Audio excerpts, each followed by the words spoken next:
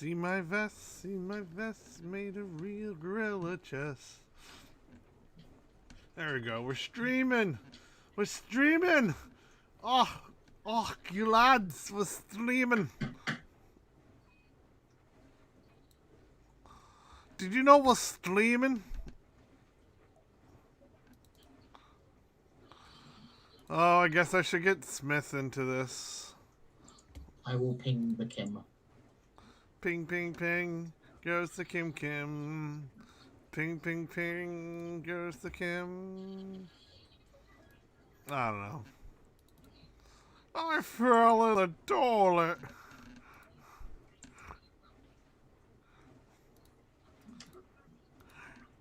Oh, I can't really do a Barney very well.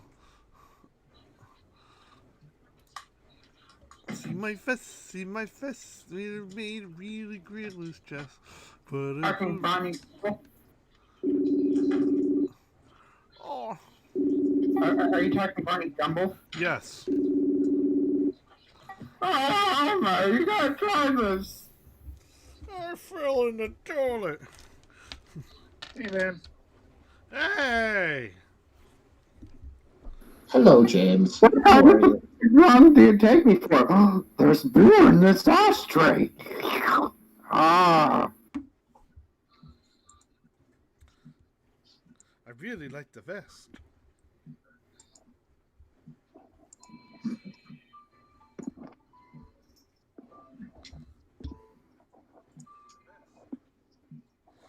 Can you say I'm invested?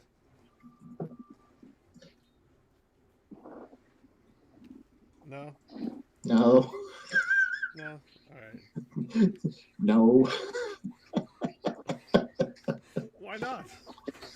I'll be right back. I gotta get my game snacks. Okay. I refuse on moral grounds. And those moral Those like coffee grounds? Yes, no. Ground chuck steak.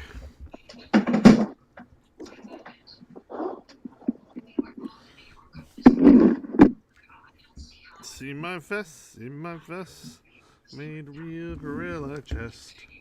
Put a noodle on, put a poodle on my noodle.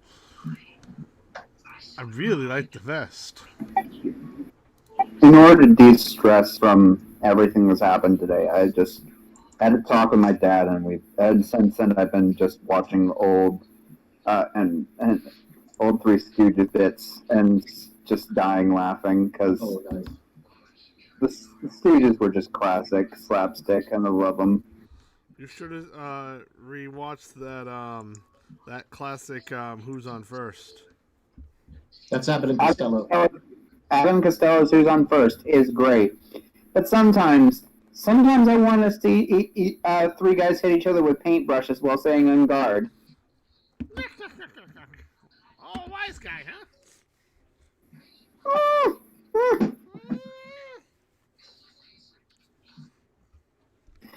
Or eating a cake that has had a pot holder baked into it because they mistook it for a piece of cake. And so they end up spitting up feathers. It's pronounced feathers. Or, beating up bank robbers using tailoring equipment. That's great, too. Like Peter Griffin's, the guy that gets hit with a piano in his eye, or Black-Eyed Griffin, or something like that. Because he keeps getting a black eye. Is that like black-eyed peas? Sure. Except for the peas are not black.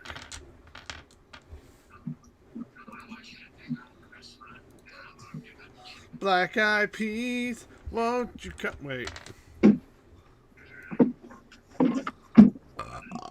Excuse me.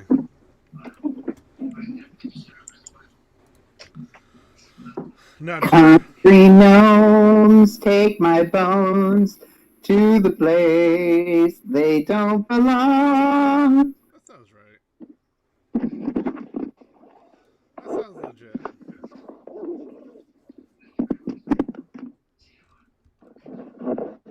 So I can report that it's nice to have a car again. I bet. I had a cardigan. You got a car that knows it's not a motorcycle. These are the facts.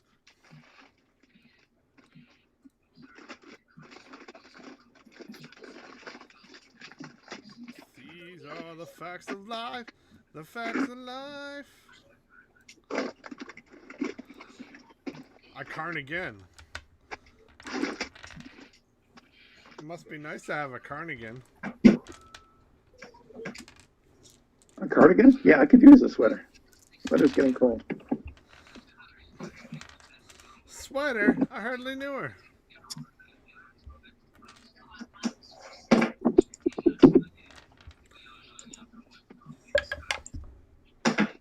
I got a 15. I got a 13. Does Mitch know we're doing this today? Better send off a signal. I haven't heard back from Kim yet either. So the full, just quick update on my grandfather. He has a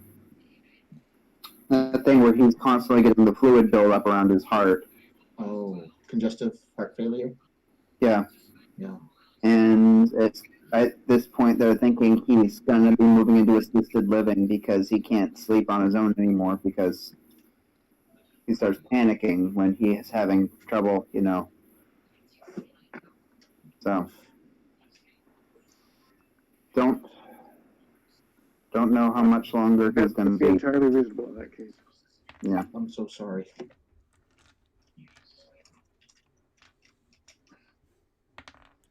I rolled an 8.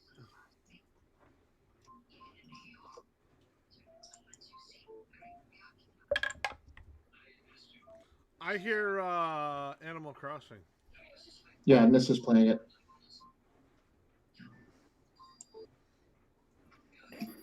I've also been thinking about doing some crazy stuff, trying to get, I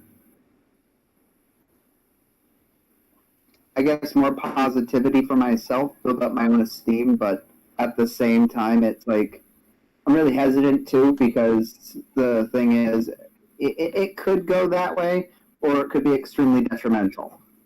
Yeah. Because some of my friends and my partner, I'm not giving the link here, but I'll have OF accounts. And I'm kind of thinking about doing it for body positivity for myself, but What is it called? I don't know. No. What account? OF, OnlyFans? Oh, brain. Sorry, I'm not good with anagrams or whatever they're called. Oh, you're thinking of acronyms. Acronyms. If they spell a word, they're an acronym. If they don't spell a word, they're an initialism. Oh, I'm not good at that. So, Well, Yeah, since yeah, OF is technically a word, it's an acronym.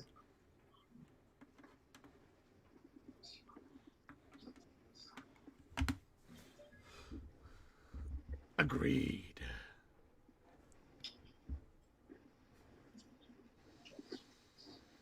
I figured out why why there's only 4 Pirates of the Caribbean movies on Disney, and the actual 4th one is not on there. The one with because the the fourth water one's life. terrible. I mean, it's not that great, but the 5th one's worse. Ranger Tides is niche. It is niche. It's not the worst. I haven't seen the new one, and I don't intend to because I heard it's just It's terrible. an abomination. It is. All right.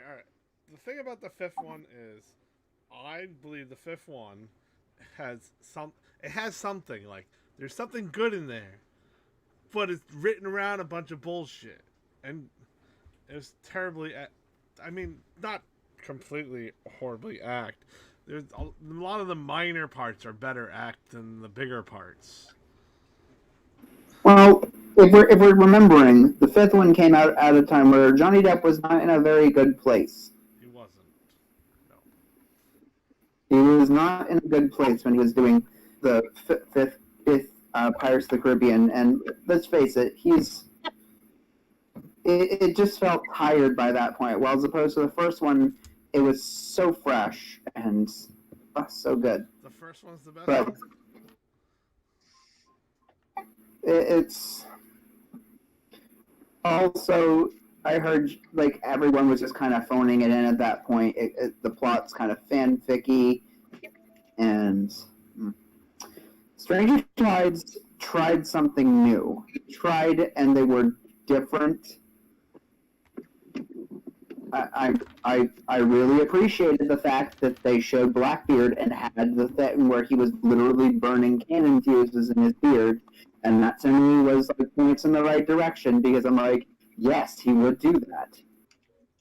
Well, yeah. Well, they gave Tim Powell royalties for that too.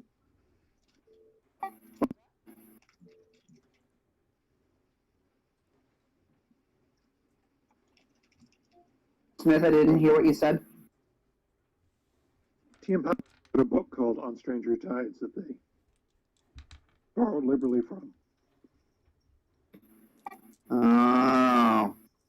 He does really nice stuff, historical fantasy, where there's actual weirdness that happens in history, and he makes the same stuff happen as a result of a particular magical system that somebody's working with. Neat.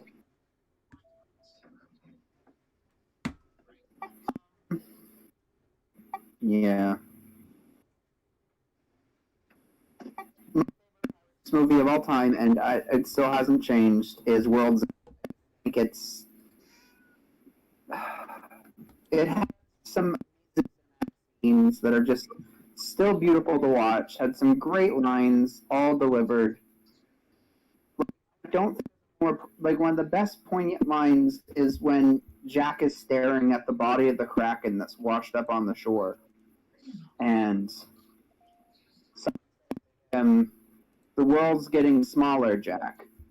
To which he says, the world's still the same, there's just less in it. And it's just like, it's so poignant and so oof. Well, I mean, the way they were making it is they were trying to say there's less magical things in the world. So I agree. It was a great straight point, on point line for them. Less magic in the world.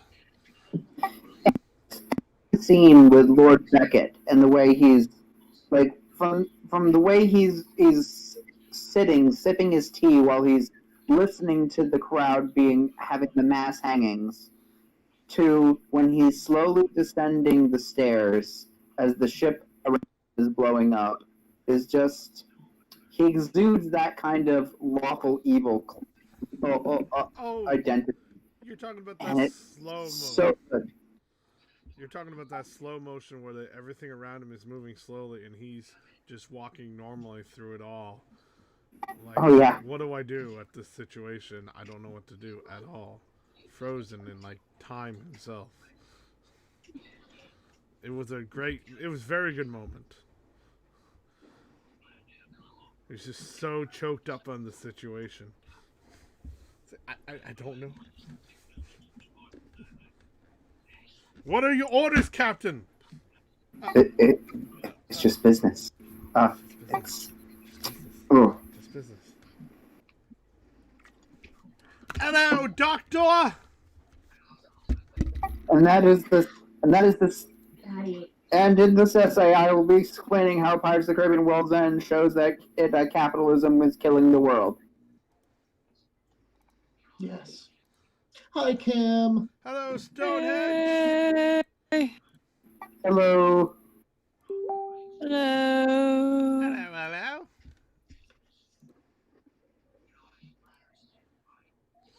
And it's a pirate's life to Greetings, Chesterton. So, Matt, when I edited the podcast, I used the one where you were saying you are the 11th Doctor, Was it 11th Doctor? Yeah, the 11th Doctor, and it was the Stonehenge, and there was the Pandora box. Oh, nice. Pandora. The Pandorica speech. Yeah, and you used 3.5 geeks instead. I like that one. Yeah, nice. I used that as the bumper and the next casted of pods. The one thing you want to ask yourself: who wants to be first?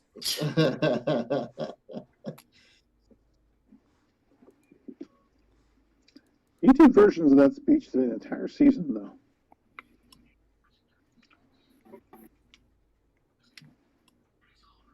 Going up against the Daleks and telling him, "Hey, I'm the Doctor. I have absolutely no plan. You should be terrified." That sums up the character in basically, 2 phrases. I'm talking.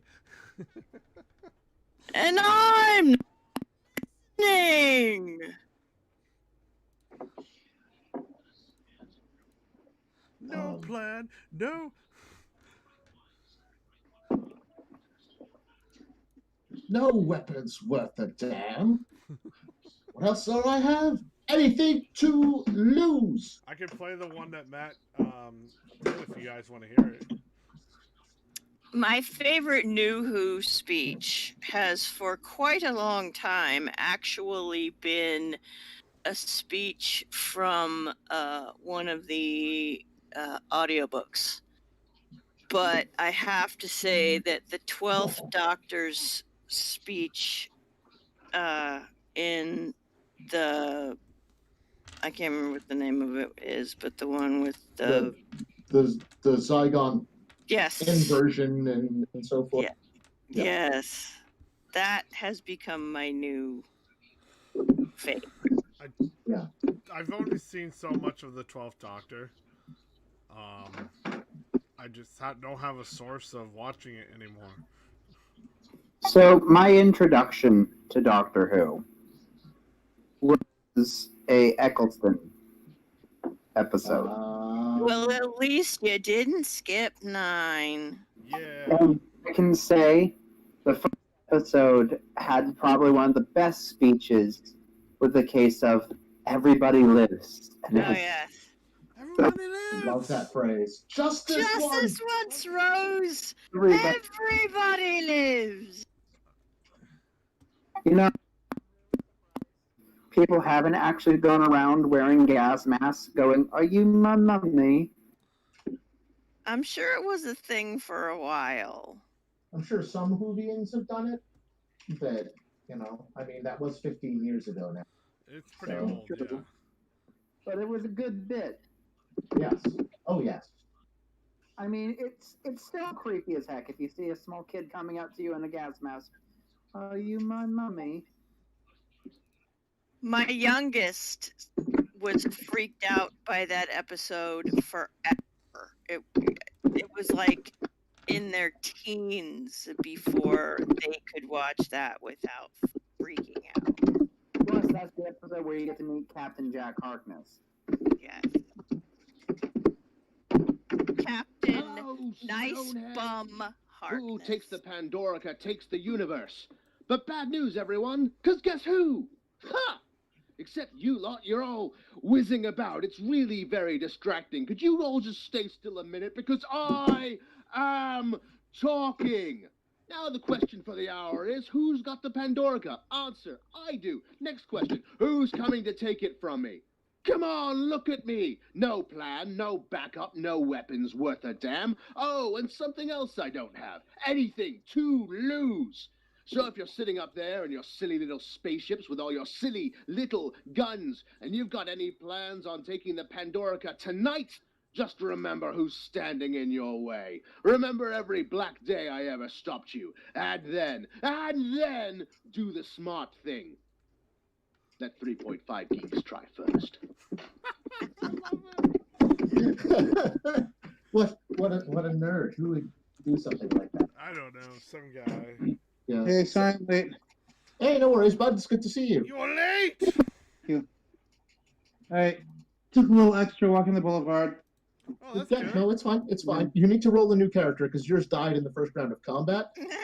Yeah, I figured that would happen. No. You actually made me not late, so I'm kosher with the whole thing. Ugh.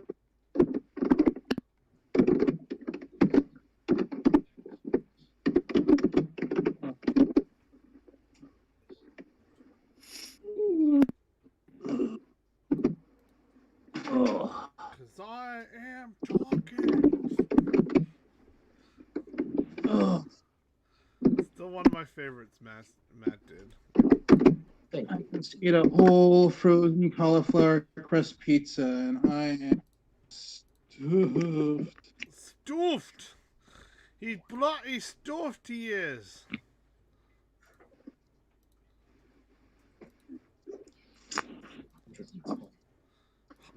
Wait. Cauliflower? Yeah, it's a way to be gluten free without completely sucking.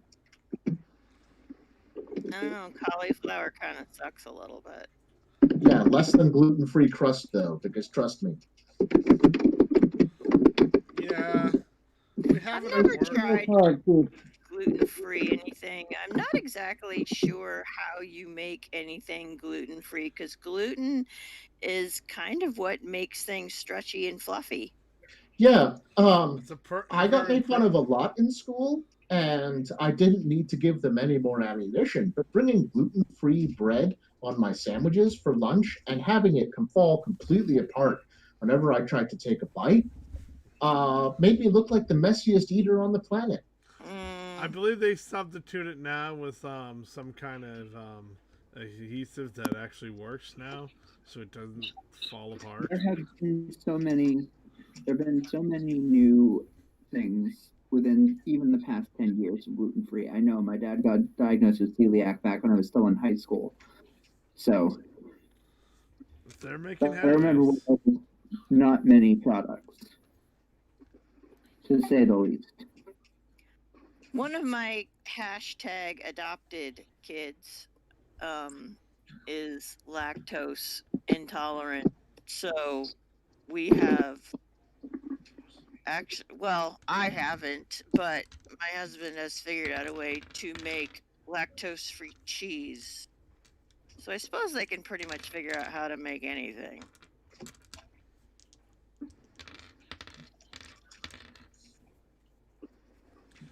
I got more Matt bumpers if anyone wants to hear them.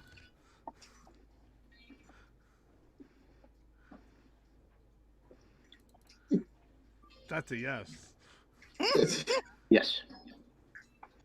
You want to get Capone? Here's how you get him. He pulls a knife, you pull a gun. He sends one of yours to the hospital, you send one of his to the morgue. That's the 3.5 Geeks way, and that's how you get Capone.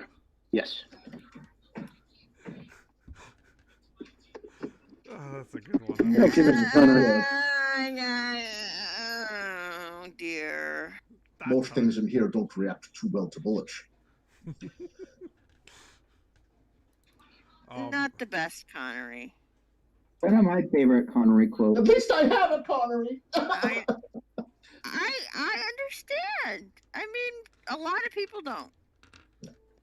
Connery. One of my favorite Connery bits is the one where he talks about how winners get to go and I can't sleep with the prom queen. I can't remember Yes. the full. Losers always whine about doing their best. Winners go home and fuck the prom queen. Carla was the prom queen.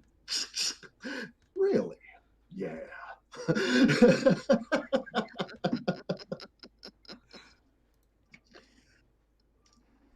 3.5 Geeks would be funny if it wasn't so pathetic. But what the heck? I'll laugh anyway.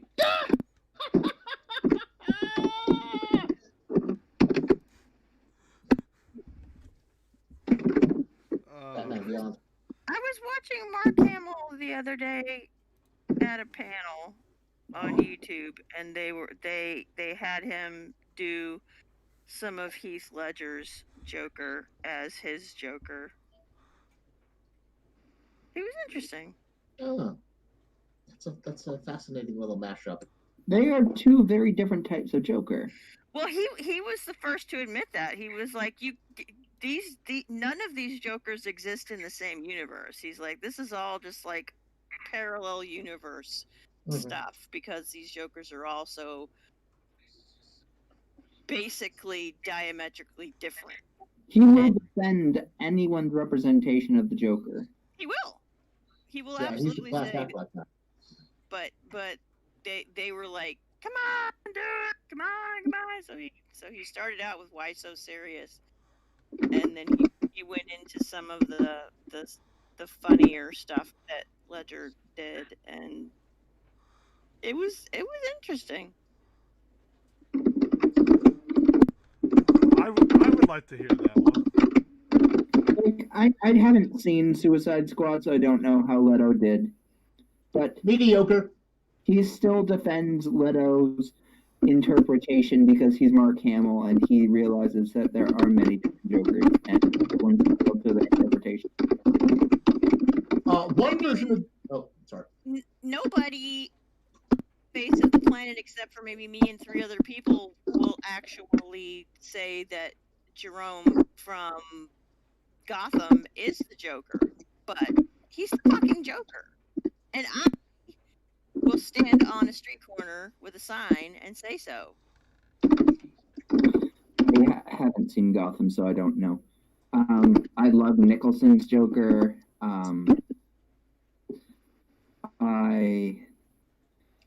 I have an appreciation for Heath Ledger's interpretation. I love Mark Hamill's voice as the Joker. It's phenomenal. Who is another version of the Joker that I appreciate? I appreciate the Adam West TV version Joker. Cesar Romero. The original. I came home after school every Tuesday and Thursday. Batman! Loved it! I love how you can still see his mustache even under his makeup. Mm-hmm. Well, yeah, he weren't going to shave that fucker for nothing. He refused to shave it. Yes, he did. He's like, I'll play the Joker, but the Joker's going to have a mustache. And it still somehow looked better than Henry Cavill in Justice League. Ooh.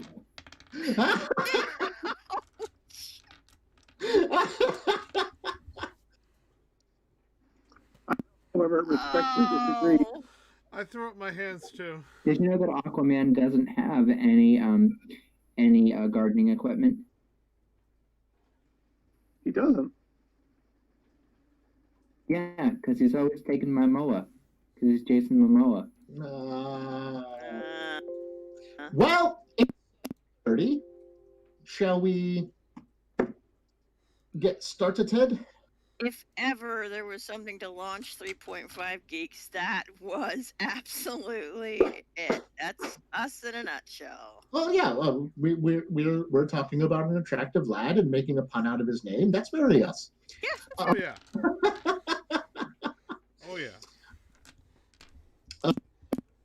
Everyone hear me all right? Am I getting cut off at all like last time?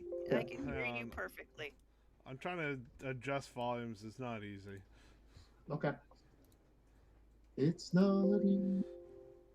It's not easy being It's choosy. not unusual to have all the technical trouble. It's because Discord has this whole thing. If you're up too high on something, it'll cut your voice out. And I'm trying to make Jim louder so everyone can hear it. So there's a balancing act I have to do. I see him at. Hello, Jimmy James. How are you, buddy? I see him at on time delay. I hear him at real time though. All right.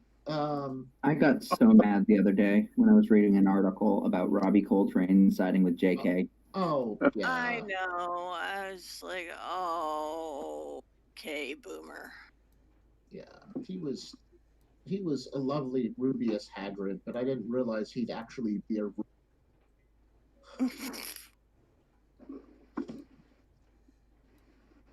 We should just go, okay, Dursley.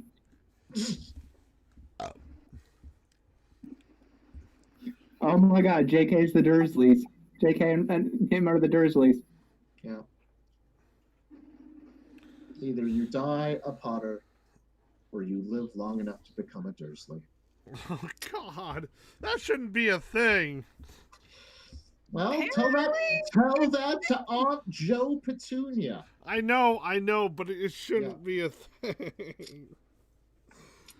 Apparently, it's a thing. Well, unmake it now.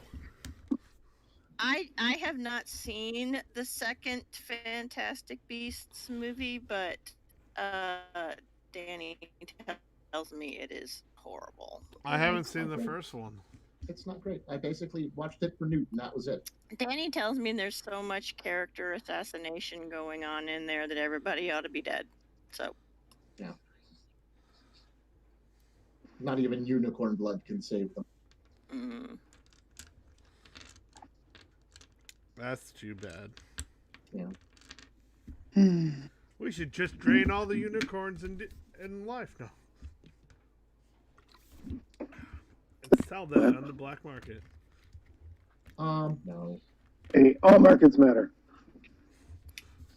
All right, fine, the normal market.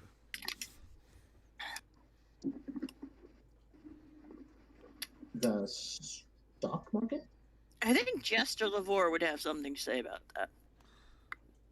I bet he would. She. Sorry.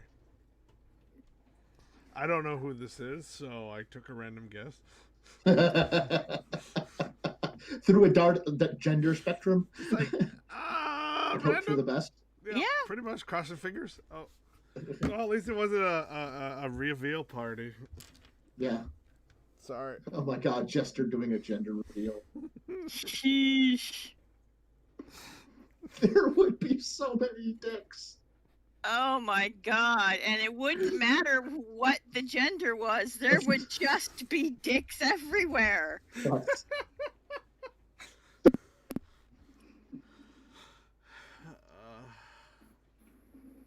Sounds like a boomer convention. Oh, could you imagine if there was a such thing as a boomer convention? Yeah, it's called the Trump rally. Oh, Yeah. sorry. Wow. Except for our boomers, there are two boomers that come to all of our conventions, and Yeah. they dress up as the first and second Doctor, and I love them so much. Oh, yes. I know who you're talking about. Bud and his wife. Yep. It's amazing. They are so sweet. I can't stand it. Tay best. They raised a fine child I'm on there. Facebook. They raised a fine child there, I tell you. I have not. Story. Is the child in the nerd community? Yes. Yes. Ben, you may have met Ben at a PortCon or two. He likes to cosplay Hellboy. Oh, I probably have then. Yeah. Yeah. Oh, yeah. Ben is a friend of mine. He's a great guy. We Nice. just became like friends right off the bat almost. And I was technically also his first customer. That one con that I talked to him, and he's like, wow. I'm like, wow, this is interesting. I must pay you money. Ah. That is literally family goals. But I miss them. I miss the conventions. I miss the friends. Yeah.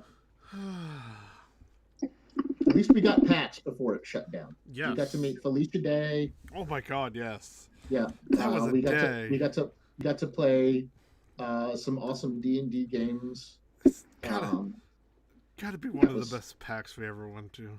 We got pictures taken with the FF7 bike. That was awesome. Oh my God.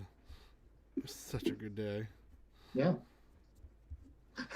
Remember when our phones wouldn't work in the Animal Crossing line and we were like, oh my God, no! Okay. Shall we get started? Yes. Are we okay fiddling with the levels? K meter and see if Discord is possessed tonight. It's slightly progressed. Okay. It's slightly possessed. It's cutting out here and there, so we'll just have to deal. I'll try discontinuing my video, see if that helps with the bandwidth. No, it's not about the bandwidth. The bandwidth seems to be Okay. fine. All connection is up there like crazy. We're having maximum connection. Oh, nice. I don't know what's going on. There might be some hiccups in the system. Okay. I'm just not doing video because I'm covered in band-aids and I'm not having that. Oh, I'm so sorry. Like the brand, the Band-Aid brand, or just a generic? No, just generally, I don't want to look like an old lady that fell over something in the kitchen. Are you my mummy? Explain porcupines.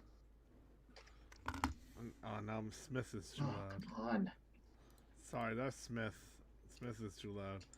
It's a delicate balance.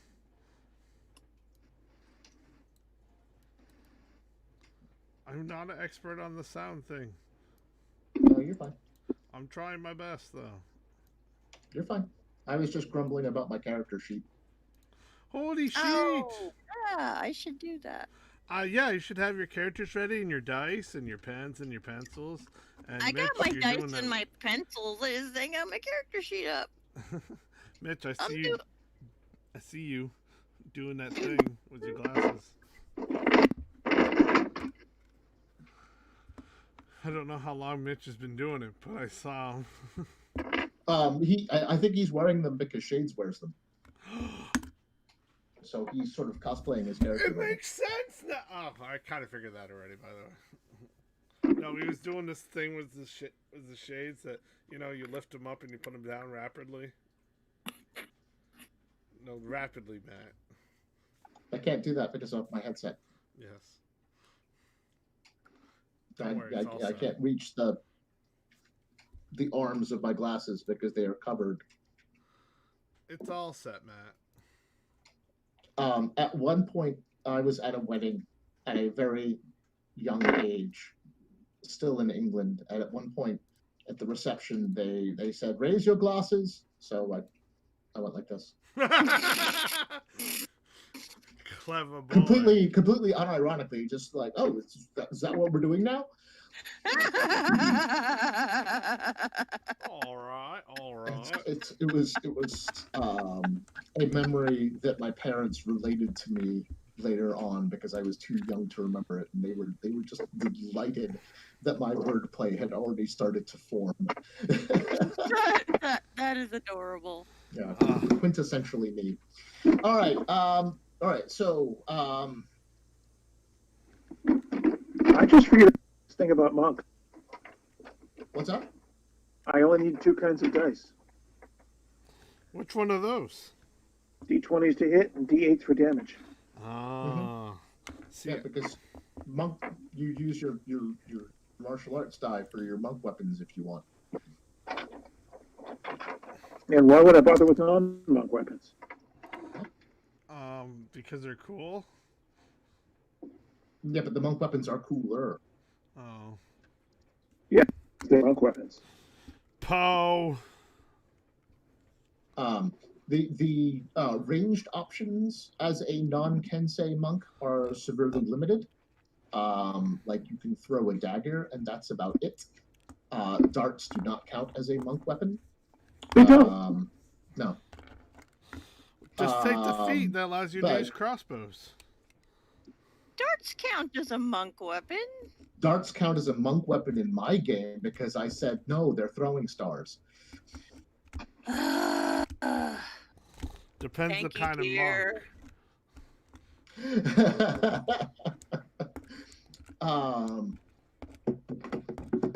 But yeah, no, generally speaking, monk weapons are simple melee weapons, and that's about it. I know.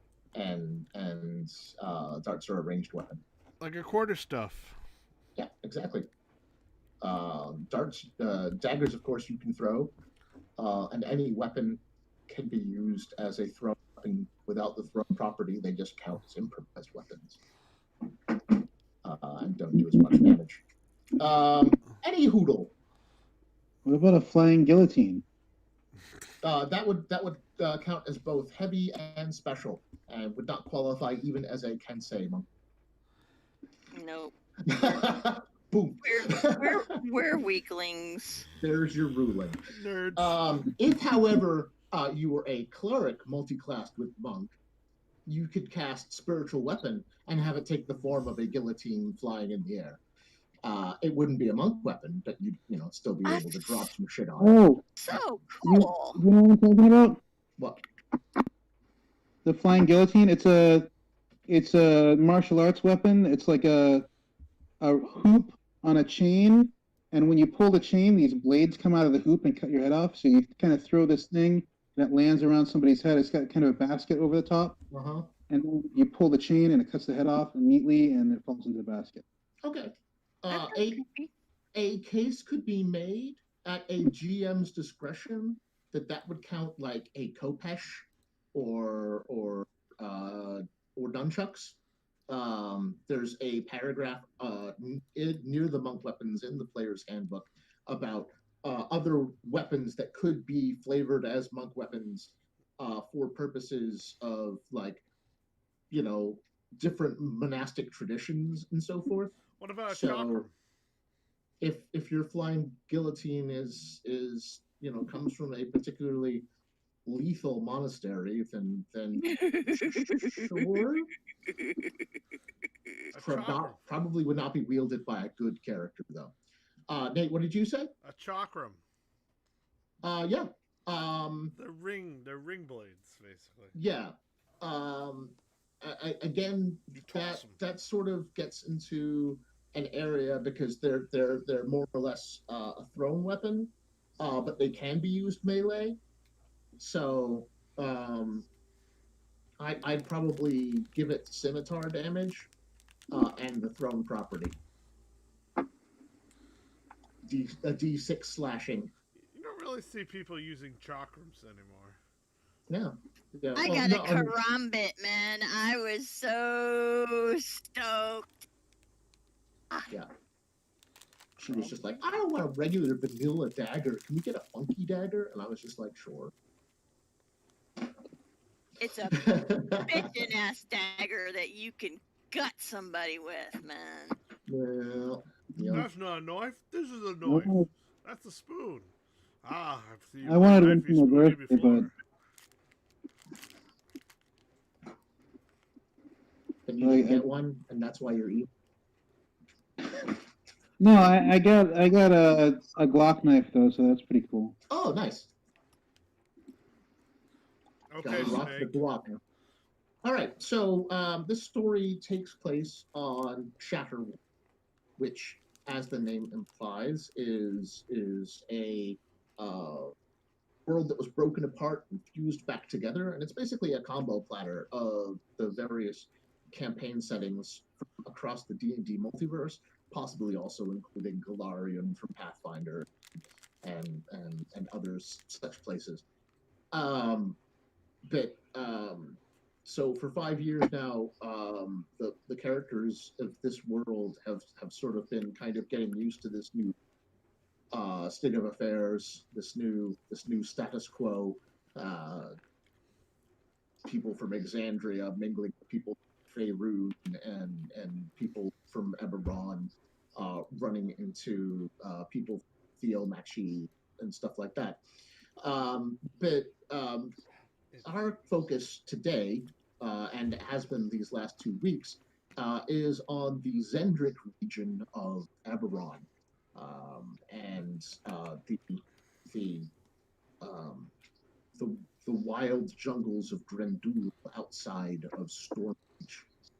Our intrepid bands started in Stormreach and journeyed out into the jungles to investigate a strange sightings of laser lights slashing through the sky, and also dreams that were plaguing Shades, resident dark elf.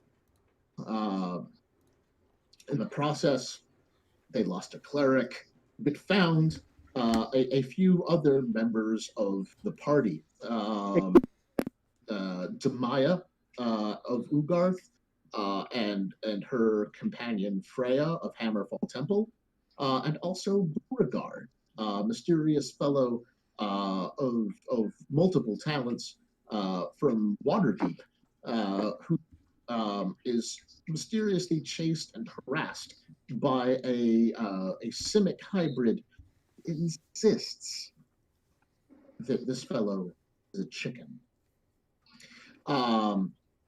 You ran afoul of a trio of Tyrannosauri Rex, or sword-toothed titans as they are known, and this conflict appeared to awaken a mysterious behemoth of ancient construction lying beneath the ruins of a ziggurat and an obelisk.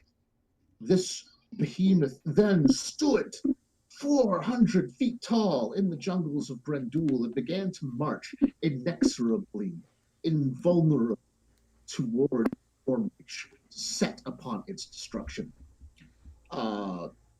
Desperate to make sure the innocents residing in Stormreach were not laid to waste by this juggernaut, you scaled the exterior of the Colossus as it marched forward, braving many fearsome hazards, such as the slapping hand of the Colossus itself, its scorching solar-powered energy beam, and the very earthquake-inducing steps that it takes as it strides through the jungles.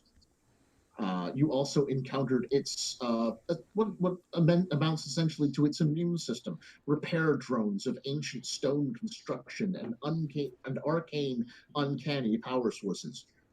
Having fended off numerous scuttling instances of these creatures, you were able to gain ingress into the beast, clamber down inside of it, goonies down a water slide, and end up in the very control core of the Colossus.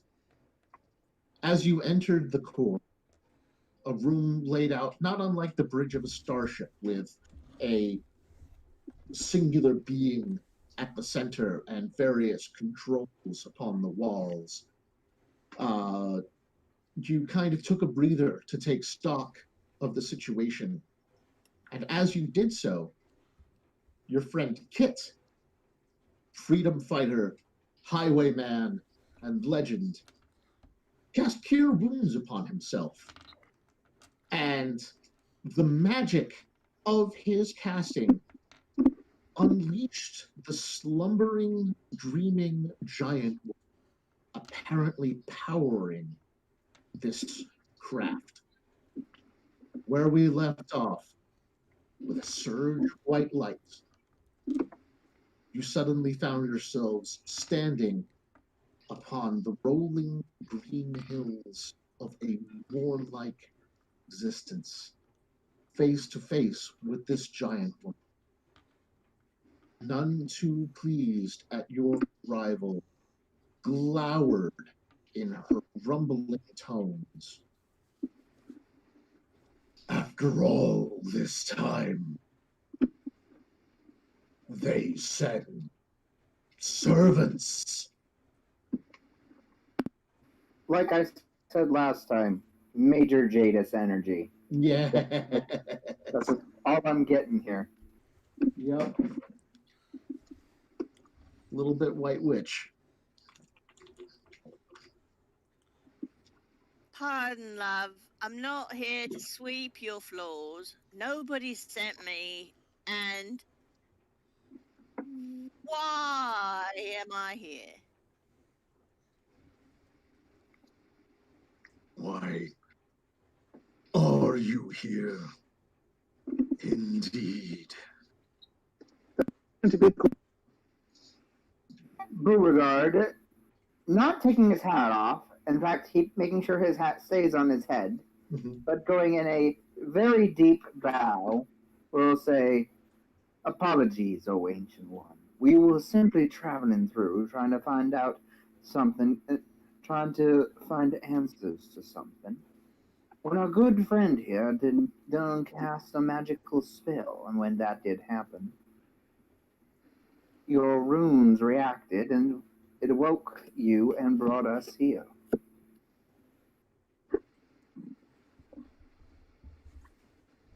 What of the war?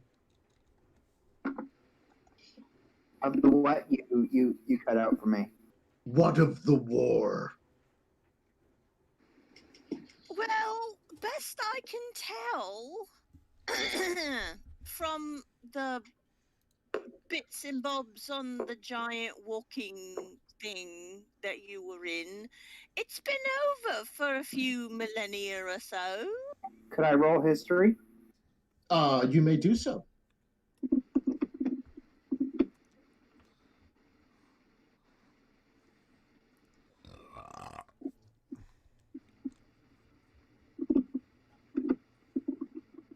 What'd you get?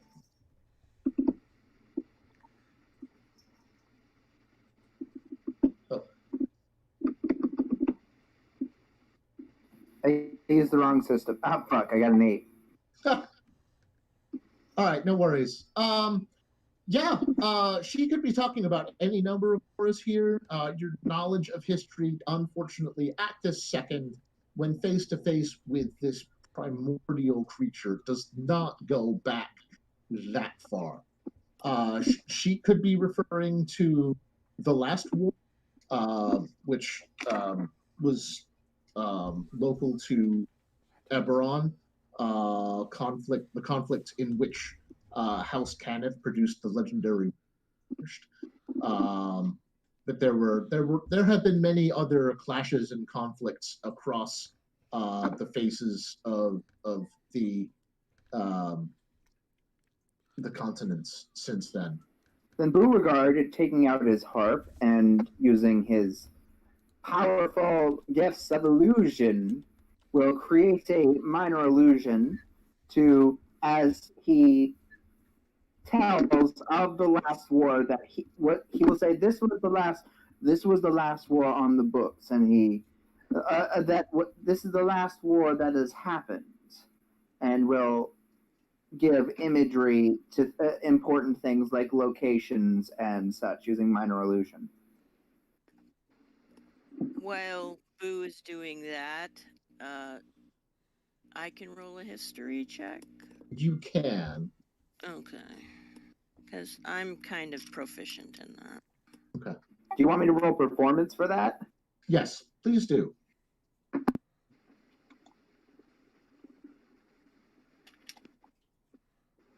I got a 21. Okay.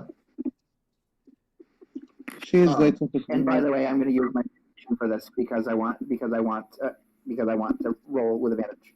Okay. Sorry, Mitch. What were you saying? I said shades lights up. Okay. So apparently studying history has an advantage with historical events.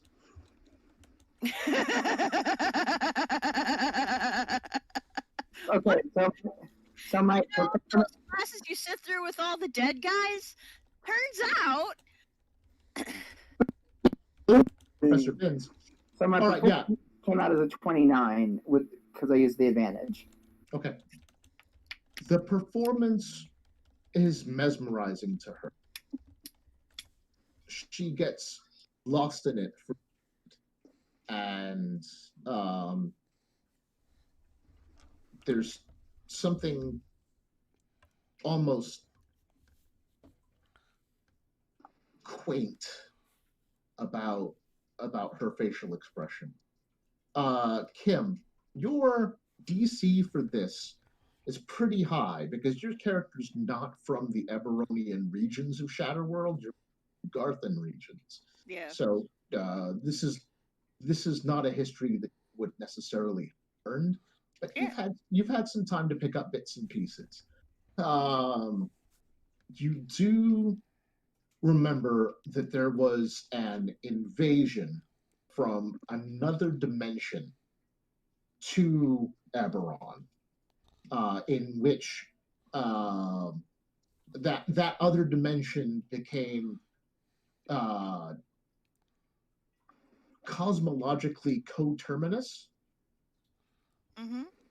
and you were able to physically pass from one dimension to another, and there was an invasion as a result. You're not super clear what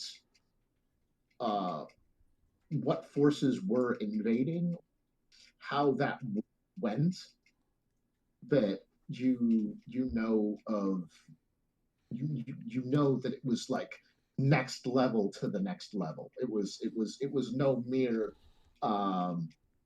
clash of clans. Can I determine from my studying of the carvings on the stuff up top between the giants and the small people that this is kind of the same thing? Or is it? Or is it? Is it? That's the question that kind of hesitates, because you there are some parallels between the giants, subduing and suppressing the small folk. But there's also, like, you would remember the war with the ancients, and there would be stories of Odin fighting giants in the mountains of Utgard, and stuff like that. So something similar may have happened in Eberron, in the giant civilization that resided on the continent of Zendrick in Eberron. But you're not positive. So it could have been some sort of war between the giants and the small people, or it could have been this invasion that you're half remembering. Not sure which historical event she's referring to. Okay. Well, just because my ego is the size of a large continent, I'm just going to assume she's talking about the one that's carved into the wall up top and refer to that one. Sure. Looking at this lady, is she actually a giant or just something at scale? She is a giant. She may not be a race of giant with which you are specifically familiar. But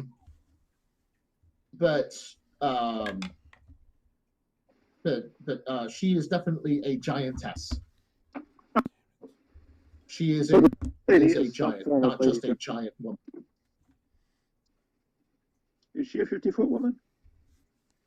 She is described as 4 times the height of a tall human. Well, humans are way too tall, so this is just way off scale. Yeah. So yeah, I'm just gonna after she gets done being enraptured by that admittedly brilliant illusion, I'm just gonna tell her what I saw on the carvings up top. Sure. 1 second. As the illusion fades, she shakes her head. Your display is affecting, if petty and tiny, the wars of playthings and pantomime.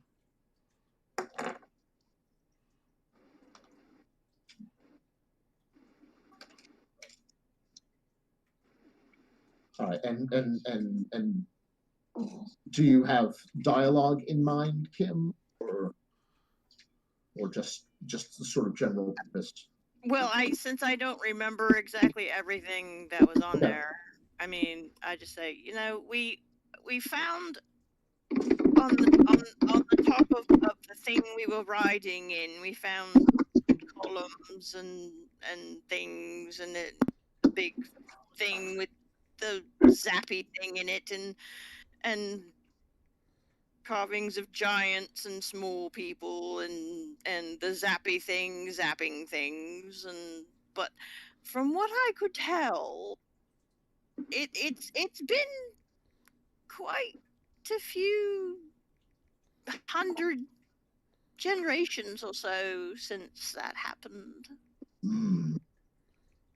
Time in this place is confounding and arresting.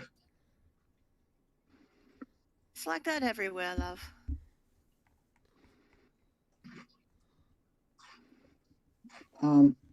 I'd like to say to her, the men rule the plains, the elves rule the forests, the dwarves rule under the mountain. I beg your pardon, Underdog. halflings rule plains. On their thunder lizards. The elves rule your people rule. You are but servitors. You are but pawns.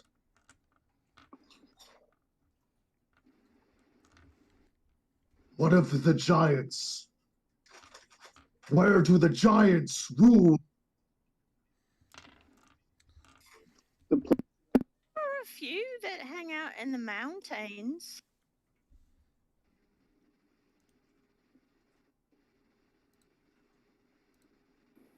Then it was all. Return back. Right, sorry, go ahead. Turning back to the others, we'll simply say out to we have an elf among us, right? Yeah, the only elf in the group at the moment is in fact Shades. We'll say in Elven, probably best we don't tell him tell her about the fact that giants have been banished to the Outlands and are in fact not ruling class. Turning back to the giant, Beauregard will bow again. Many of us like to think that we are rulers of another. But as it currently stands, that only rule usually comes from one who has been given it as said by birthright. There are those who should be in power but aren't. And then there are those who are in power because they claim divine right. You seem to be one that I would say it is birthright to rule. And I would like to be the first to offer what is on my plate to consider. You speak honeyed words, but while they drip with sweetness, they are treason. This is a place of subconscious and the mind, and all words spoken by sapient creatures are understood. You cannot conceal your intentions or your deceptions by speaking in the language of servants. I see. Well, I think there would be only time before you'd learn the truth anyway. But I thought I'd offer my compatriots fair warning. First, not like I've ever had any problem being understood anyway. The truth is that it was all for nothing. We waged war against the quarry. We waged fury to defend this realm from nightmare. You mean the was out in this weapon in order to defend as a last-ditch effort, and it came to naught.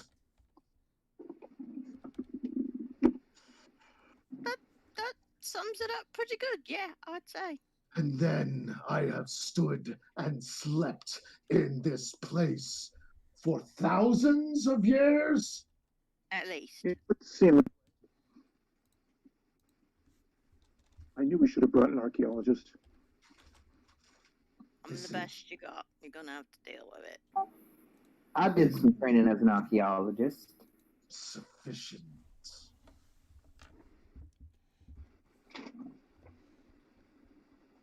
I offered you one opportunity to pledge yourselves to me as my new lower caste. As I stride forth in this weapon and carve out a new place for giants in the face of this mismatched world. As much as I would really not like to do that, my wife would kill me if I did. So that's a big no from me. I'm afraid I have plans. But thank you for your tempting offer. The rest of you, what say you? I serve no lord. I serve many. I serve the many. There are those who would claim my services. If I divide myself too much, I will be nothing left. So what is tempting? I'm disinclined to acquiesce to your request. That is the most polite fuck off I've ever heard. Well done. Then you are as much my enemy as the skittering dreams. And she bashes her fists together. And I need you to roll initiative. Oh, I limp into battle. I'll take the 13. All right. Well, Quick question. Sure. While I was delivering that last speech, I had time to use lay on hands on myself. I would say yes. Like you slap yourself on the chest emphatically to express your refusal of her offer, and the healing energy suffuses you. Can I do that too? Do you have healing magic? Oh yes, you've got that open hands thing. Yeah, go right ahead. Thank you. Yep. Open hands. How about me? Can I do that? Yes. You already used your lay on hands though. You already used up all 20. I have spells, but not lay on hands. Yeah, you could cast Cure Wounds on yourself. Okay. Yeah, you guys can definitely. I will need you to roll an insight check to see this conversation going south. Oh, I already knew it was going south, so I hid. Yeah, Kit skittered. Okay. But yeah, when you've done that. That was my initiative check. What's that? I rolled a nat 20 for my initiative, so that's a 30. Oh, nice. Insight is. No, you don't need to roll insight, is what I'm saying. No. It's blatantly obvious. Yeah. She's making no attempts to conceal her building animosity. What's everyone else got for Anish? I have 18. I have an 18 as well. Okay. Kim, don't forget to roll Donnie. Oh, yeah. Nate, I thought you got a 13 or an 18. I rolled a 13. Oh, okay. All right. So yeah, just tell me the total. I don't need to know the math. Well, I said I'll take the 13. I rolled because I got advantage. That's why I said I'll take okay. the 13. Well, all I heard from you was the number 13. Number Okay, 9. Verdani got 6. So. Okay. Number 9. Number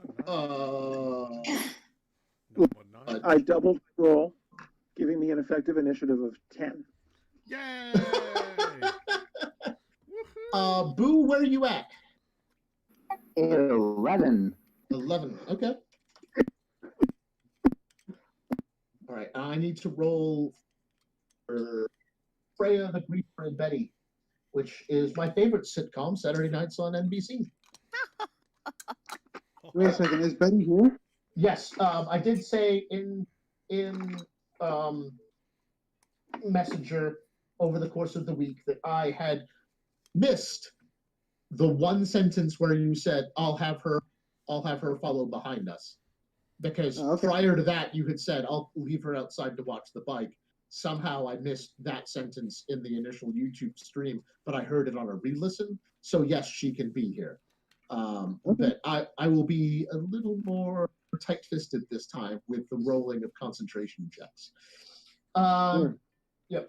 I figured it would be too much of a hassle for last week with the getting knocked on your ass by gigaton slaps and so forth. So I decided to just play fast and loose with it. GM's discretion. All right. So Freya. Around and watch him get beat up more.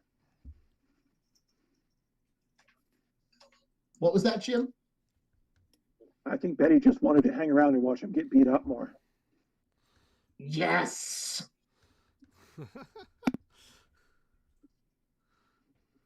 So that's 11 for Betty, for Freya. The brief.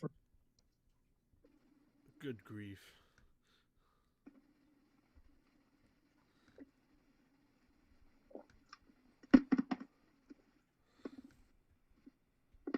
Oh, black kitty, do do do do do. Oh, black kitty, do do do do do. I've been doing initiative wrong this whole time. All right, so he gets a 12. And where are you at, Bets? +2. That's a 7. Zebon. Betty is going on 7. All right. Shades, you are up first. Sounds kind of shady to me. I find that hard to believe. I guess. Did we get a short rest in? Nope. No. We have got no rest in. All right. I will do. We are all fucking tired. I'll do a. What's it called? Okay. We are? We're tired? Well, I don't know you, Mr. Foxy Fox, but I'm pooped. You should still. A spell attack uses your spell casting modifier and your proficiency. Okay, so that was a 13 for the first one. Okay, that hits. Oh, sweet. Second was a nat 1. All right, that'll definitely miss. That'll hit. All right, so roll 2d10s and add your charisma bonus twice. Ooh, Eldritch Blast.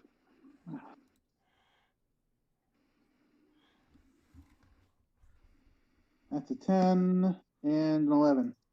Okay. That's 21. 21? Blackjack. 21 to win. Blackjack's one of my favorite games. Blackjack and hookers? Yes. Sexist and sexist. Yes.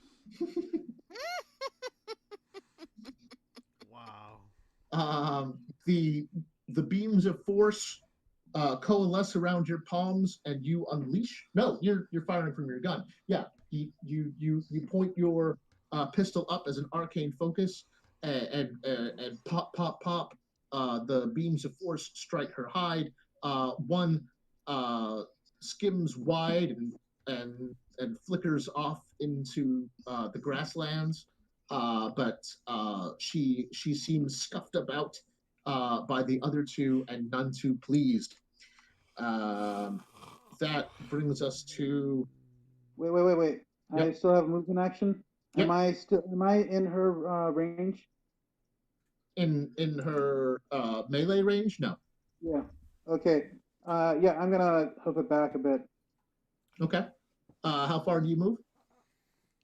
Let's see. 15. Okay.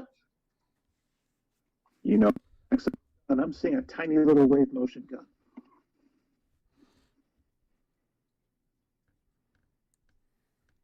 What about a wave motion gun? Sorry. Seeing for Shade's pistol.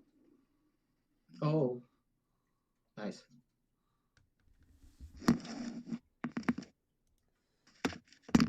Ooh.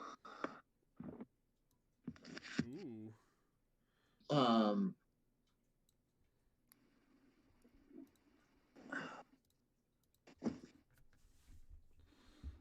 Ooh. Okay, that brings us to a layer action, in which the bashing of the giantess's fists together with her oversized gauntlets suddenly causes her to become even more oversized overall. Of course it does. She got better. She doubles her height. She essentially casts enlarge upon herself. She got bigger. Yeah. Now she's a woman. Yes, she is woman.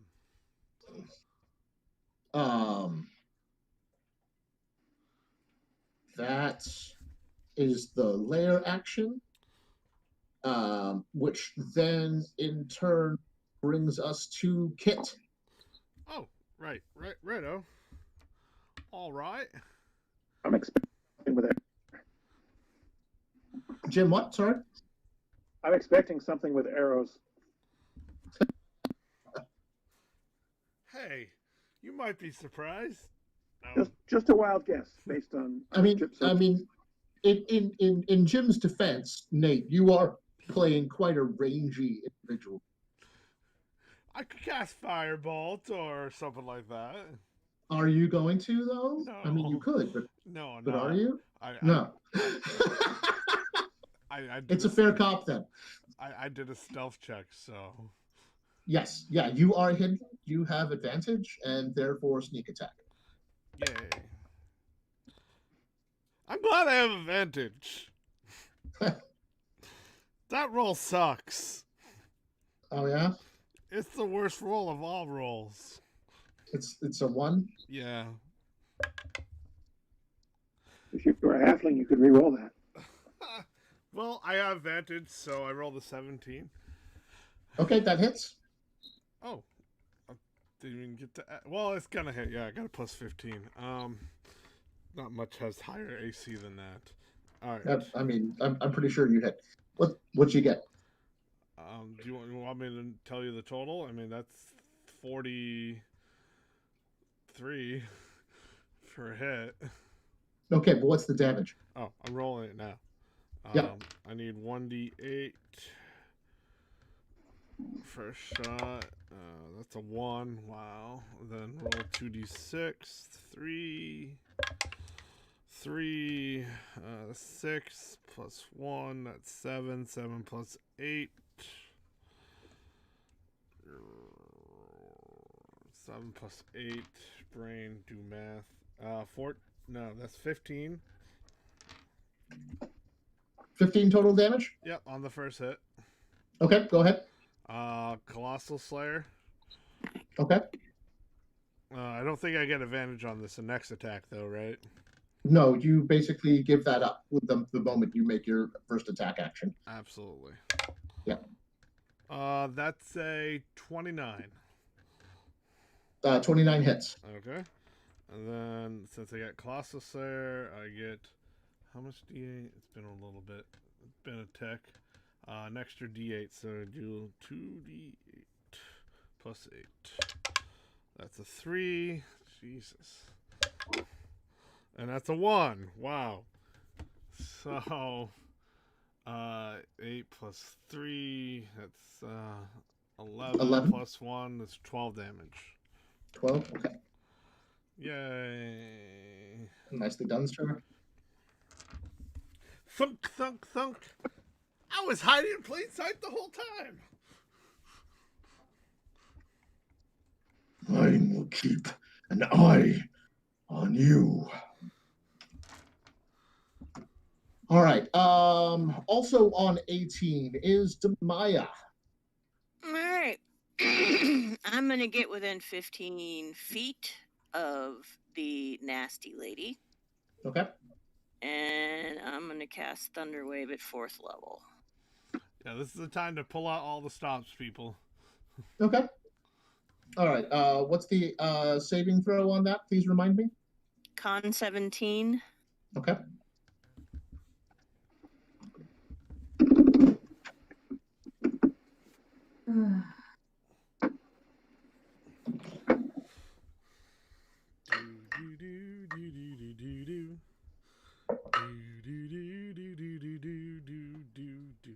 Wow, she just narrowly does not succeed. Yay! By 1. Yay! She takes a whole 20 points of damage. Excellent, excellent, excellent. And she is pushed 10 feet back. Yes, she is. Wow, that's a lot. Her massive feet carve troughs in the grass and the dirt as she is pushed directly back, but she wills herself to steady. But yes, she does take that thunder damage. Thunder damage. Na na na na na na na.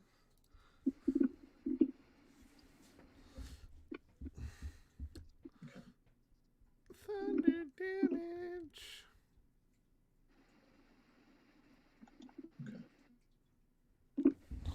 Okay. And that brings us to the Griefer at 12. Who hustles up beside Beauregard, grimaces. This is another fine mess you've got me into. And he will use his bonus action to give you the help action. And because he has the inspiring help feature, you not only have advantage on your next ability check or attack roll, but you also have an additional 1d6. Fun. The Griefer's Say that again, Jim? the Griefer is a bard? I don't know. Can you repeat that? Last session, Nate thought he was a rogue. So you have the help action to your benefit, Lexi. It's a bard. You have advantage on your next attack roll or ability check, and you also have an additional 1d6.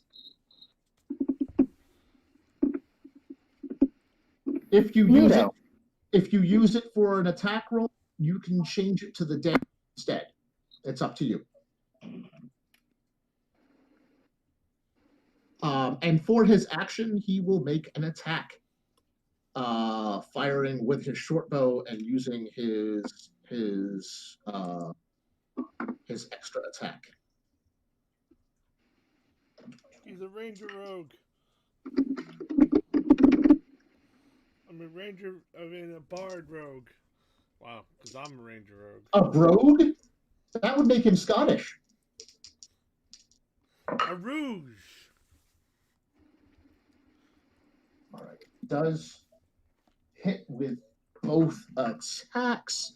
That's 2, 6, 6 total.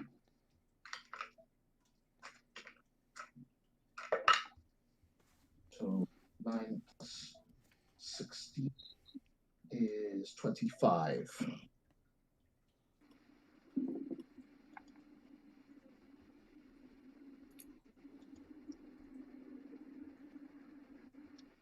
$247.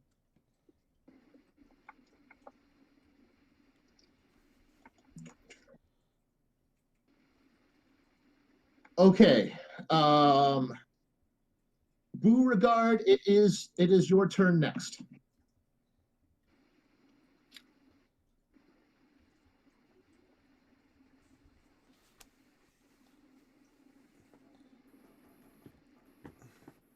Go, Boo, go. So I know what I want to do. Okay. Tell us about it, baby. I'm gonna bonus action cast Hex on the giant. Okay. What ability checks are you affecting? Shit.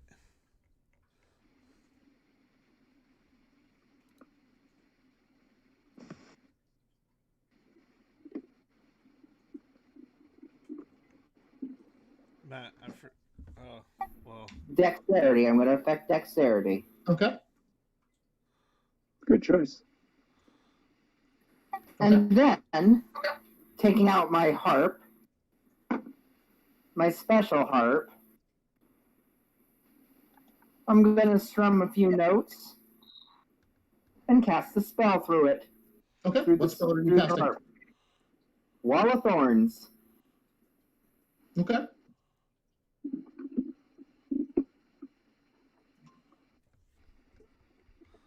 Matt. Essentially, I'm putting a 60-foot long, 10 feet high, and 5 feet thick wall of thorns. Or actually, no, I can actually encircle it. It would block line of sight. And yeah, every area that starts within it must make a dex saving throw. Okay.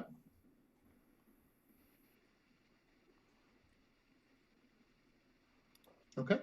Granted, I know it's not gonna. I'm gonna do a wall that it has to cross to get to me, because that's what I'm gonna do. Okay. Matt. Yep. Dude, I forgot my bonus action. Oh, what's your bonus action? Dodge. Okay. That is all. Sounds good. All right. Dexterity saving throw. The hex does not affect saving throws, just ability checks, if I recall correctly. Yes. I will but either way, she rolled a 1. There you go. All right, so that's 78. If you would roll that, unless you cast the spell at a higher level. But I don't think you would have access to higher level spells. I don't think so either. Yeah. I'm lucky I have access to this spell. It's true. 28 piercing and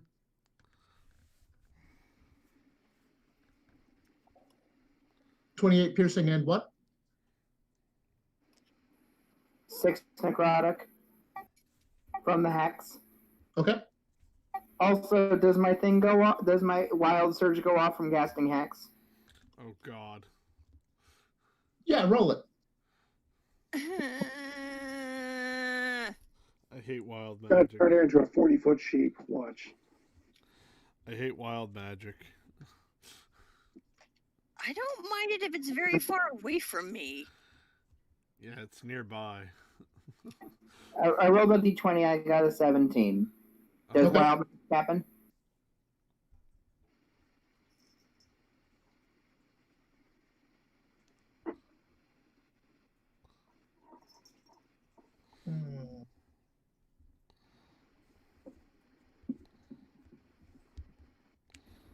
I never play wild magic. It's so much fun doing it for this character.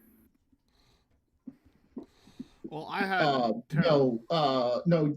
Generally speaking, you only surge one.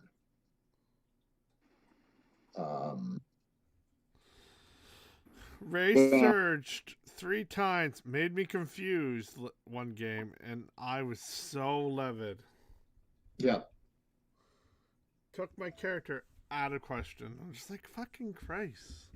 Livin' La Vida Livid. All right. So that was 28 plus 6. Yep. Fairly sure. Because So living La Vida 34 Loca. total. And Beauregard will start moving backwards 30 feet. Actually, he'll move 50 feet because it's almost like he can speed walk. That looks like he's flapping his arms. Added speed walking then. That's weird. That's not odd at all. Note to self, keep an eye on Big Beauregard. The griefer will glance at you as you're backpedaling and just say, "Such a chicken." All right. All right. I made a wall, didn't I? Sorry, it's Southern. I made a wall, didn't I? At this point, the giantess will take a legendary action.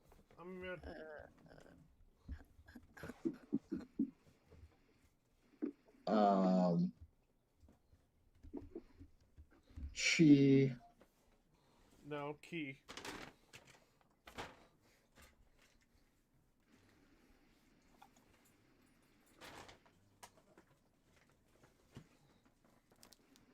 one second. Yeah, that's no problem. I'm just looking up a spell as well.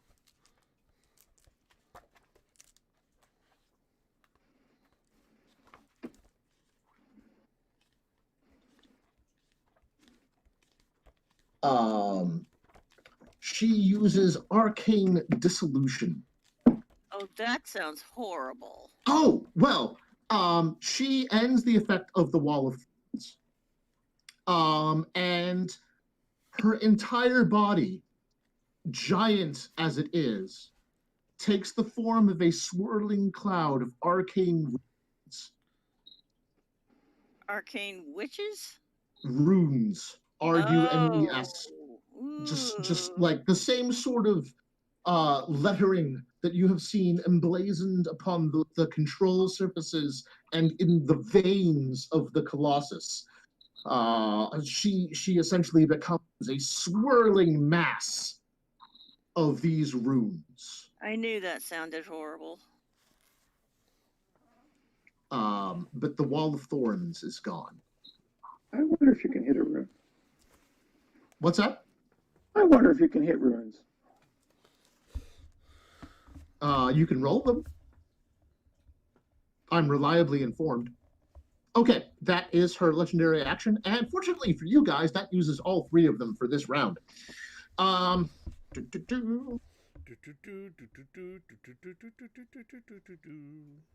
Okay, that is Freya's turn. She is going to step up, swirl her dwarven thrower, and whip it at the giantess. But the hammer just passes through the cloud of runes and flies back to her hand. Yeah. And the look on Freya's face is completely aghast, like, oh shit, brute force isn't going to work, and I'm a strength cleric, so that's pretty much all I've got. Just like the holy shit moment. She will, however, recover enough of herself. Who's hurt? I know some. All right. She will recover enough of her wit to cast Holy Healing Word as a bonus action on Demaya. Let me see what spell levels I still have available. She is going to cast it at 5th level. No. Yeah, 5th level.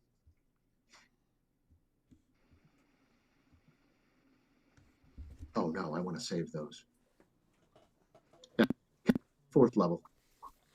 Ooh, 4th. Whatever. I'm still 22 points down, so whatever she's got. Okay. I'm done. You're actually doing better than her right now. But if she comes home with a dead Jade wife, then Jade is just gonna smack her to Valhalla. I didn't do it.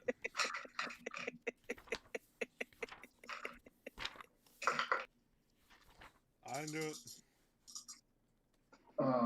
2, 3, 6, 10, 14. And I believe that's a +4 on wisdom. Oh, +5. You get 19 hit points back. Booyah! I can breathe again. Okay. That brings us to the last of the 11s, which is Kanucha herself, the giant. I'm in. She returns to normal form at the start of her turn.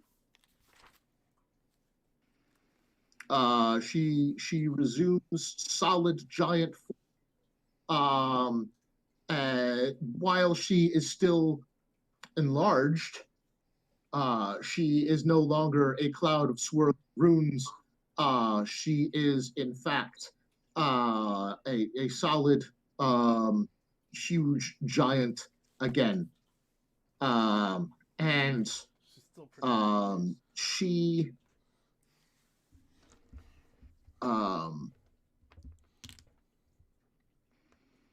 steps forward and moves 50 feet. And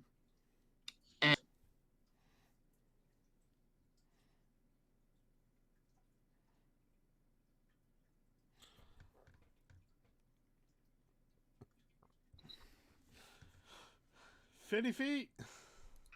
Yep. You use the dodge action, so I have disadvantage. I knew it. So let's see how this goes.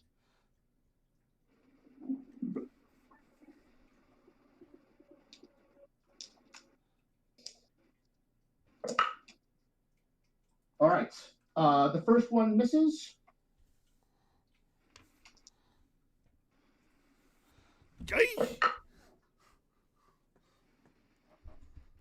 I'm gonna pretty much say that doesn't miss. Okay. She got a 32. Yeah, that'll hit anything. Yeah. Please take 40 fire damage. I'm Nate? immune. No. All right, 40 fire damage. 40 fire damage. 40. Okay.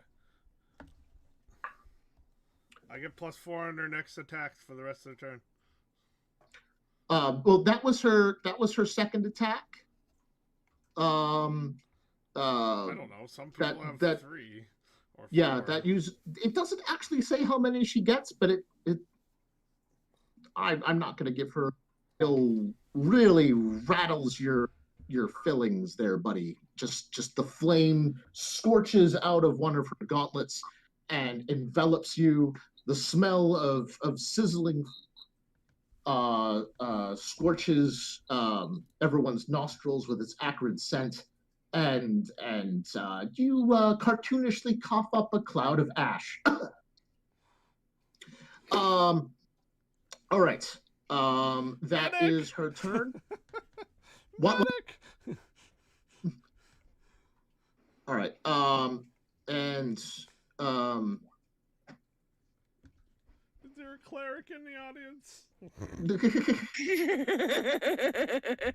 I'll be right with you, love.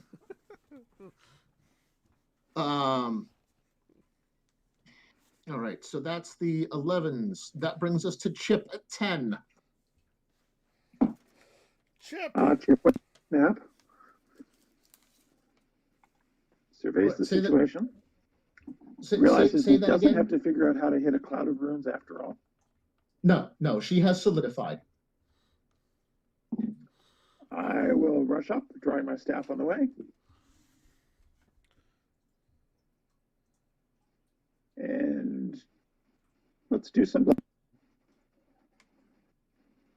Okay.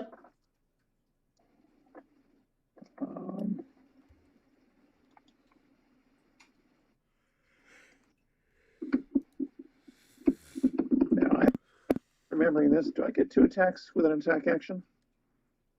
Yes. As a monk higher than level 5, yes, you would get the extra attack feature. In addition to whatever martial arts or area of blows bonus action you choose to take. Okay. So attack 1. 18. That hits. Is she metaphorically the broadside of a barn? She is, in fact, but she also has as many hit points as a bunker. So. Okay, second attack. Nate, take 7 more damage. From what? I didn't add in the 2d6 extra damage her gauntlets do from being enlarged. Okay. Does a 7. Sorry, say that again, Jim? Does a 14 hit? Yes. Okay. Did you roll damage for the first attack? No, I was going to do them both at once. Okay, that's fine. Totally Fairly suitable. sure I just neither one is was gonna kill making it. sure I didn't miss it. 30 points total. 30 points of damage? Okay. Yeah.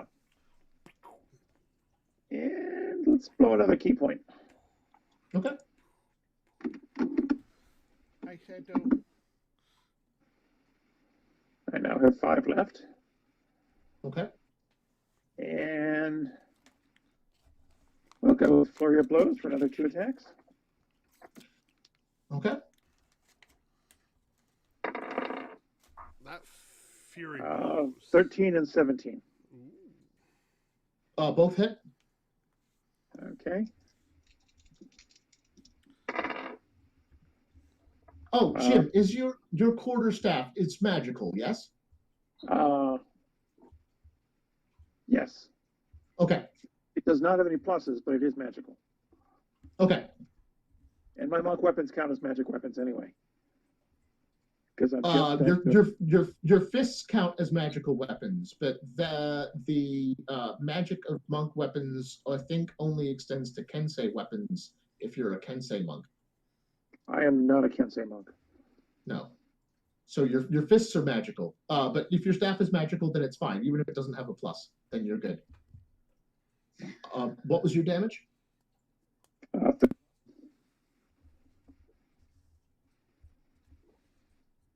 And the target must make a dex save to avoid being knocked prone. Okay.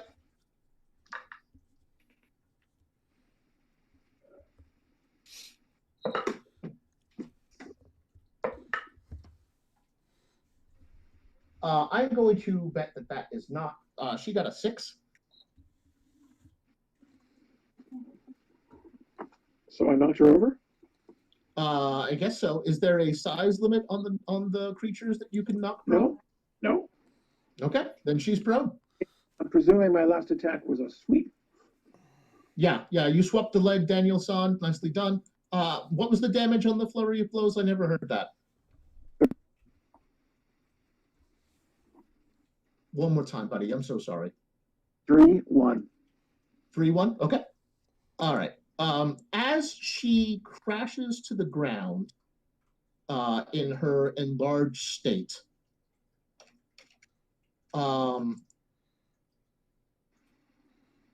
white light again swarms around you. And with a jarring sensation, rather like whiplash on an airship. You are thrust back into the control chamber of the Colossus.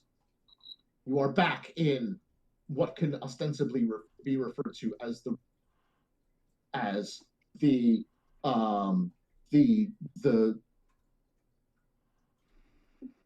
dreaming dissolves around you.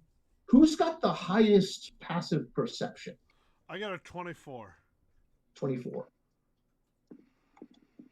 Kit, I will say that as the walls come tumbling down, essentially, as the white light spreads like the anti-void through this space, you manage to glimpse a tall figure standing on a hilltop in the distance. A man dressed in white, with skin of white and hair of Gandalf? No. Did we end up in Mortal Kombat somehow? I don't think so. Fight!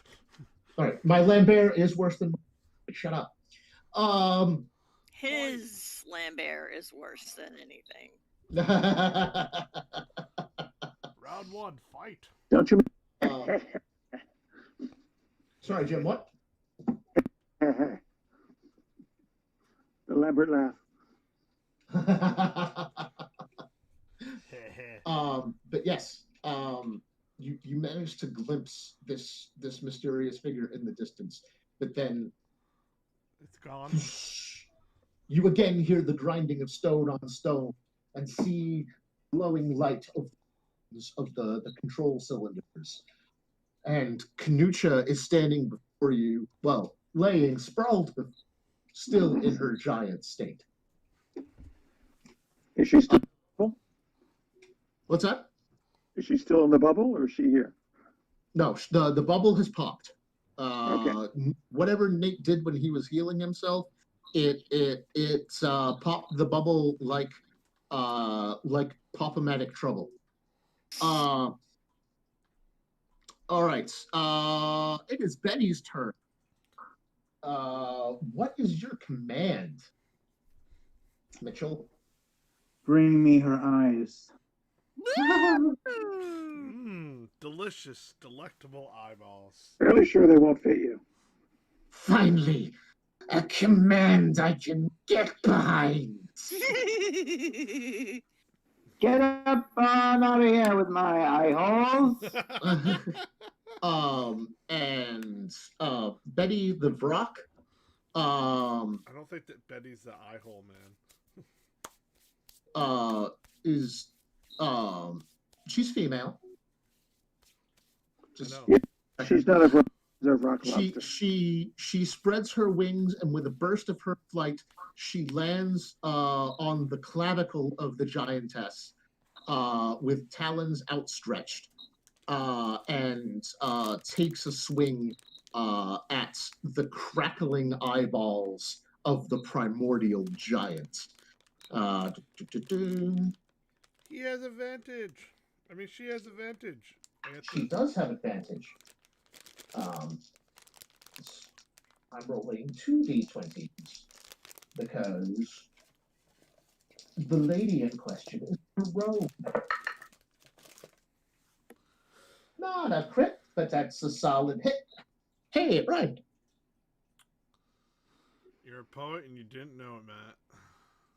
Oh, I knew it. I won in middle school.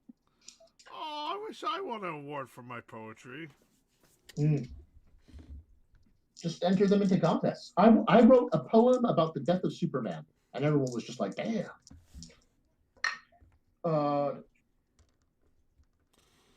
7, acceptable average. Oh no, it's 2d10 for her. Oh no! Oh no! Oh yeah! Oh yeah! Oh no! All right, that's much better. 17.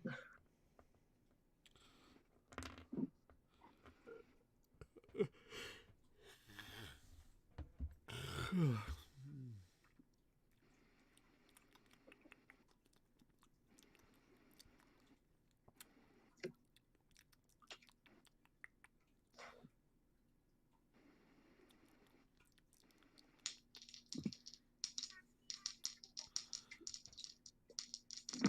so glad we're not playing 4th edition right now. We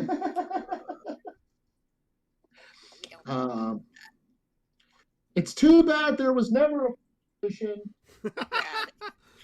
It's awesome they skipped right over that and went straight to Febby. Time I'd be unleashing my dailies, though.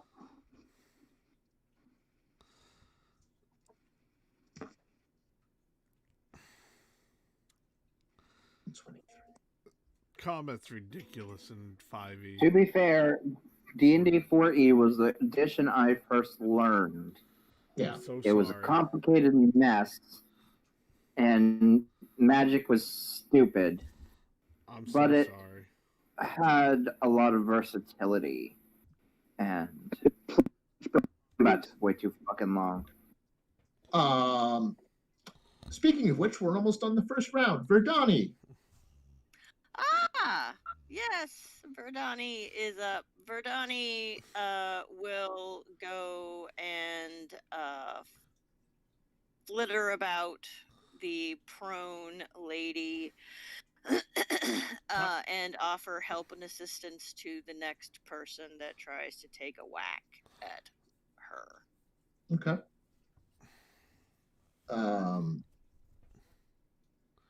She's using a help action. Yes. That'd be shaped, would it not? It would be shades. Yes, we are at top of the round, and our resident biker drow is up to bat. Batter's up. Oh, hold on. I need to make a. I'm assuming that you used her true name when you commanded Betty to go for the giant's eyes. Yes. Okay. So that's disadvantage. I think it's charisma. Biker Drow is one of those natural combinations that I'd never thought of before.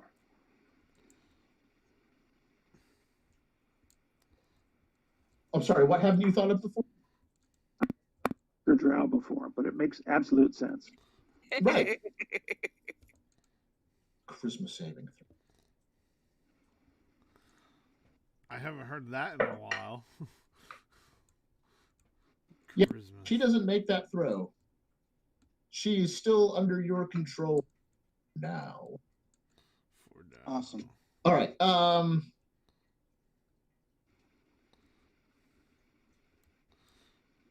right, what you doing? I am going to do another Eldritch Blast. Okay.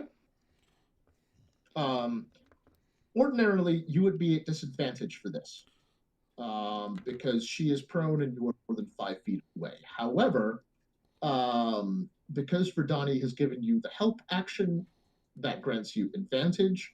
So you just need to make a flat, straight roll. Cool. A flat roll. But she's flat on her back. Oh, all right. Yeah, she fell straight down. So that's a 13 for 23. That'll hit. And 8 for 18. Okay. That'll hit. And a 15 for 25. That will also hit. Please roll your damages. That's... Oh, I am sorry. I'm not. The first attack roll has advantage, which cancels out the disadvantage. The second two of the 3 would be at disadvantage. All right, I'll make my second roll for the second one. Okay. Ugh. That's a 22. That'll still hit. and the other one is an 18 for 28. Okay, yeah. I don't think that you'd have any problem hitting her. But I just wanted to make sure that we respected the mechanics. Yeah, but not All right, go one's ahead. happening. Go ahead and roll those damages. Sorry, Nate. What? Not one's happen. Yeah, they do. So for damage, you've got a 6 for 11. Just give me the total, please. Sorry, yeah, That's okay. 11. Then you want me to add them all up and give you the total? No, yeah. Just don't give me the two numbers at once, rolling on the die and then the math. Just give me the total of each roll. So 11.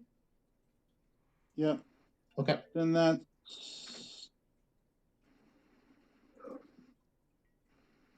14 Okay. and 12. Okay.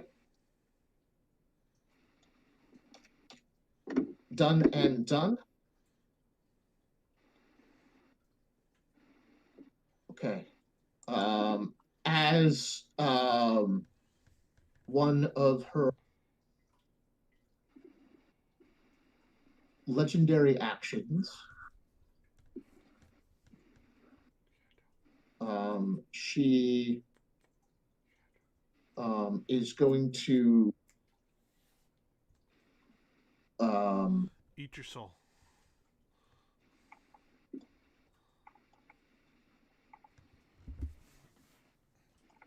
If she's my dragon, we're gonna have words.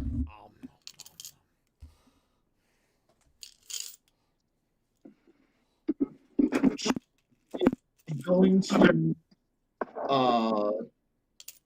target you, Mitch, with an Eldritch Rend. Ooh, Oh. you're being you're being out eldridged. Did you say rend? Yes. Yes. Oh. The fingers of her hand clench as she lays there on the stony floor, and it is though she has clawed open space-time itself. A magical tear opens up around you, and you need to roll a dexterity saving throw. Okay. Good luck. Roll high. Get high. I just want to check and see if my dexterity. Okay. Are you high enough?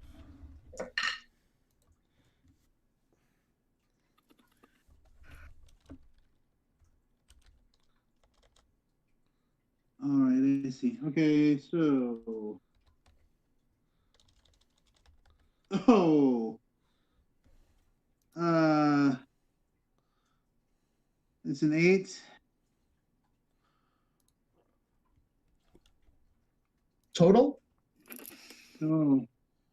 Okay, just give me the totals, please. Yeah, 8 total. Okay, 8 total. All right. You take 22 force damage. Force that thing in there. And the rift closes. Well, that was fun. Her layer action commences. She gestures with her other hand, and the two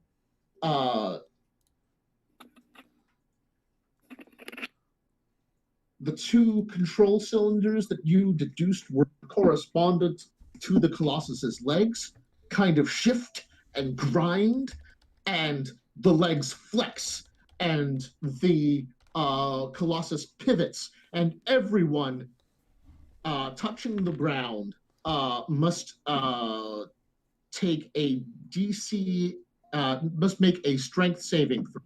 Strength saving throw. Why? That's one of my worst throws. Yeah, it's my absolute worst throw. Oh, I actually got 11. Ooh. Okay. What'd you get, Mitch?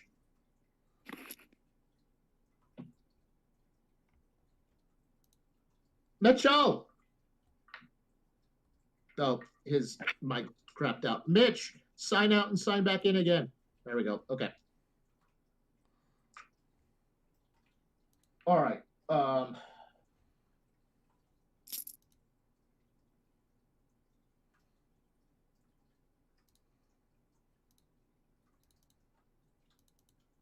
I got a 19.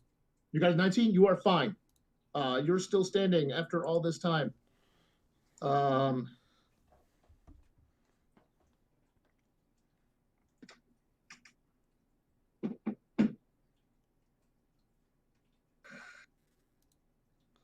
Okay. Gotta roll. Freya. Oh man. Freya crushes it with a natural 20. She's just like what else are we looking at here? You want to know mine? Yes. All right. I got a 6 plus 17, so that's 23. Okay, you're good. Chip, Beauregard.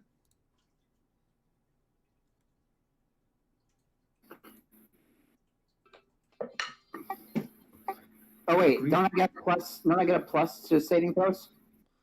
Because the help. No, Because I never used. the help action only applies to ability checks and attack rolls. Okay, so 11. Okay.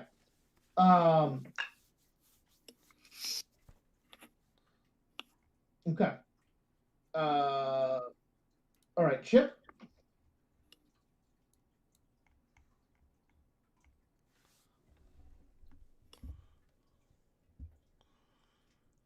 James.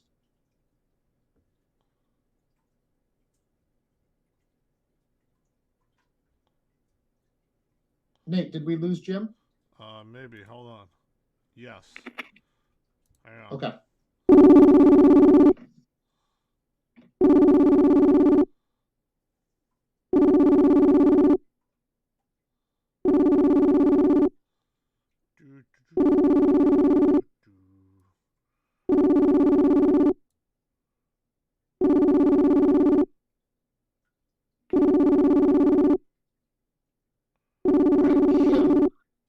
You stagger and you're about to fall prone.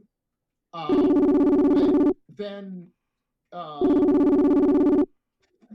Freya glances up, sees you, and uses her action to give you Thor's blessing. Makes it 21, and you remain standing. Unfortunately, Boo, she only has one reaction round, so she can't do the same for you.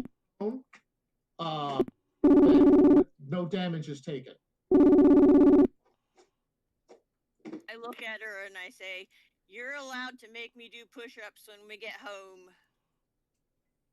You should do those anyway, Mom. Good for the heart. Hang on, I gotta call him again.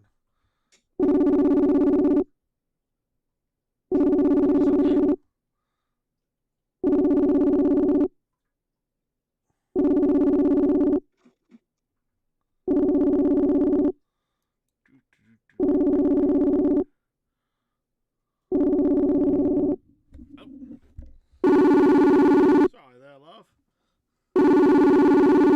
I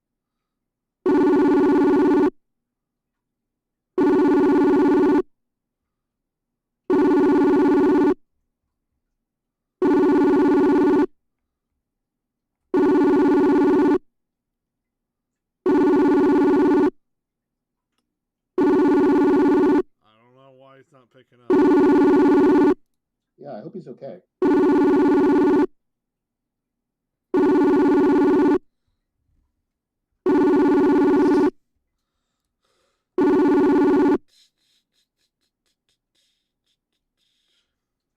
He didn't answer.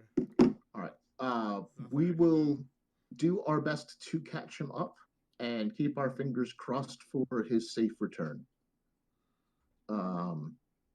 That it won't be his turn for a while now. If he has to start at prone, then he has to start at prone. Mm-hmm. All right.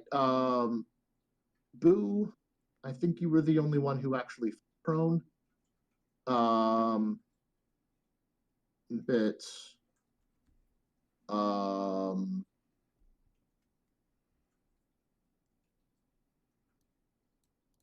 okay, yeah, that was initiative 20. And that brings us to Kit. Ah, yes, me. All right, Matt, I'm sending you the spell I'm casting. Okay. It's called Ambush Prey. Basically turns me invisible. Okay. You channel a perfect conceal, granting me advantage on any stealth checks to remain hidden. Invisibility lasts for duration of spell, which is an hour. And moving 5 feet or more from your position when you cast spell will end the effect. Oh, well, right. So I'm invisible now. Okay. As a bonus action, I will. Well, there's no point in using dodge because it already has disadvantage on me. That makes sense. Geez, what can I do for a bonus action? I can't do disengage. I can do a hide action. That's true. Hide in plain sight. I get advantage on my stealth roll. Let's do that. Yeah, roll for it. 15, and that one's a 12. I'll take the 15, so that makes it 25. Okay. I vanish. Poof!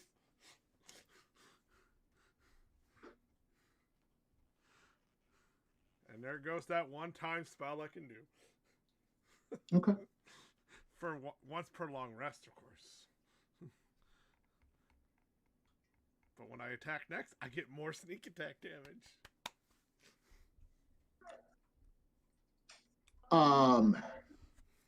Okay.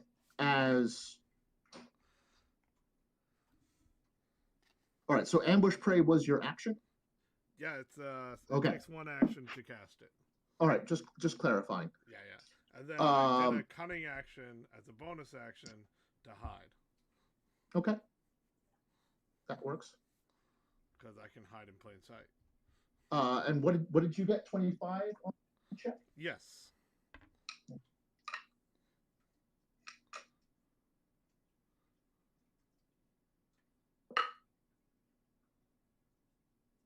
Okay.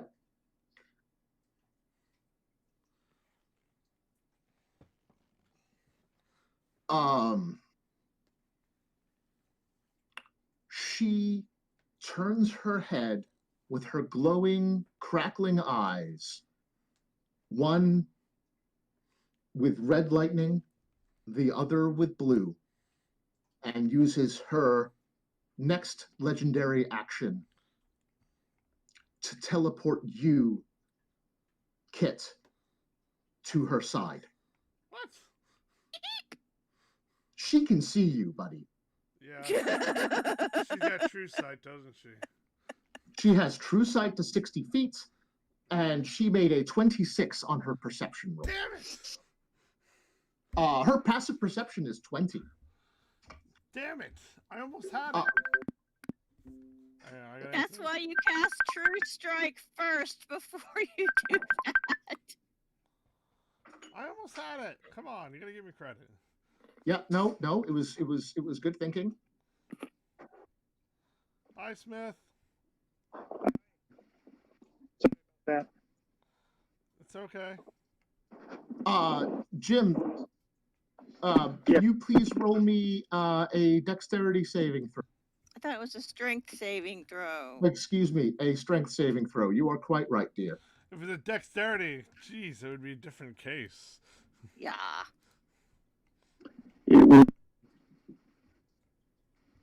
What was it?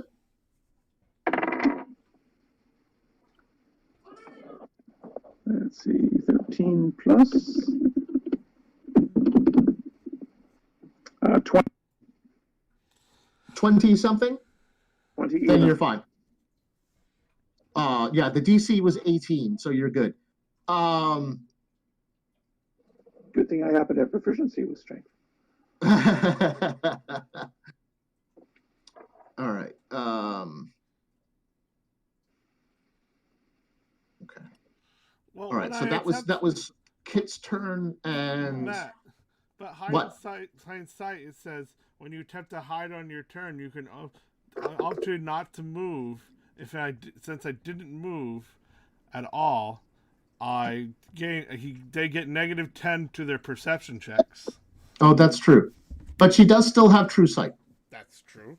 But I still, with that -10, I got a 26 on a hide. Hmm. But I mean 28, 24. True sight, you can see everything. You can see invisible. You can see everything. I know.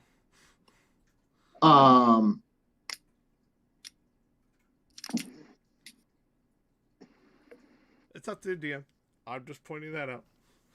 Yeah, she can see you, buddy. All right. Yeah, but she was annoyed that you got the drop on her earlier, and she said that she was keeping an eye on you. So she kind of locked in when you tried to stealth away again. She was like, okay, but that does bring us to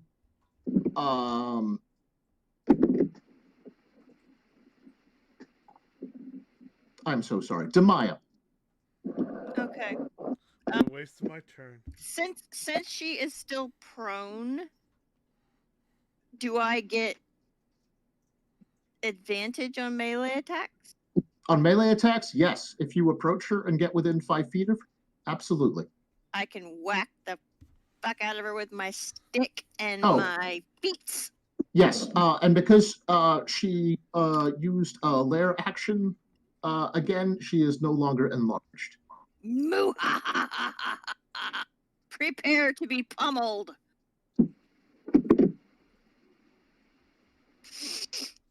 All right.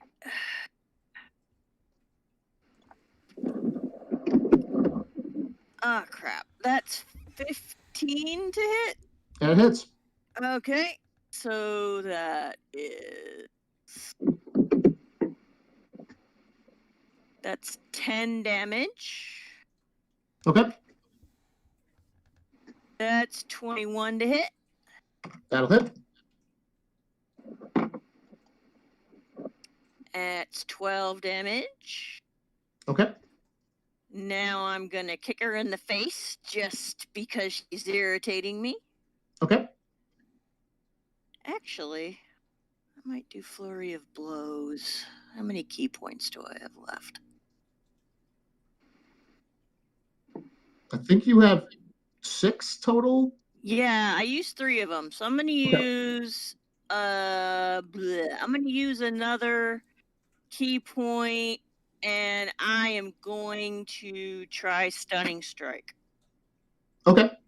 With my Flurry of Blows. All right. Roll the hit. That is a... Get back up here where I am at. That is a 18. That'll hit. Okay. So for damage, I do 7, and then she has to roll a con DC 17 or be stunned. Okay. So that's 7.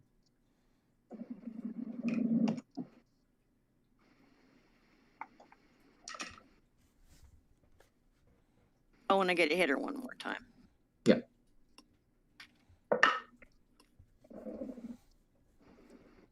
She makes it. Ah, fucker. I rolled a 16 to hit. That hits.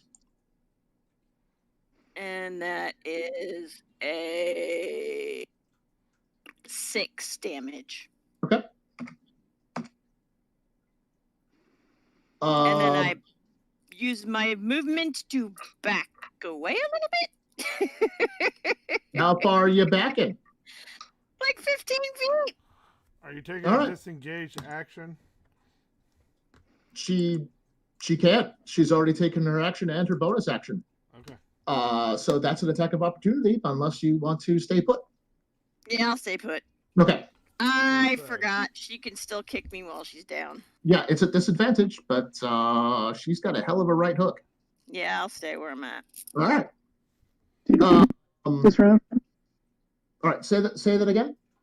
Did you miss my round? No, it was just a blur, man. I'm sorry. Try one more time. Miss my attack this round. Something about this round. Attack. Chip. He can attack this round, but his initiative is 10. We just do the last one of the round.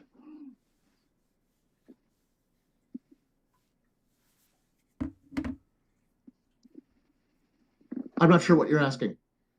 Did you not get a turn last round? The turn when I was away from the phone. Oh no! When you were away from the phone, we finished the rest of the round. Yeah, you knocked her on her ass. That was your turn. We finished the round. She did a lair action to knock all y'all on your asses, and it only worked. And then we proceeded into the next round. Chip has not had a second turn. Thank you. Okay.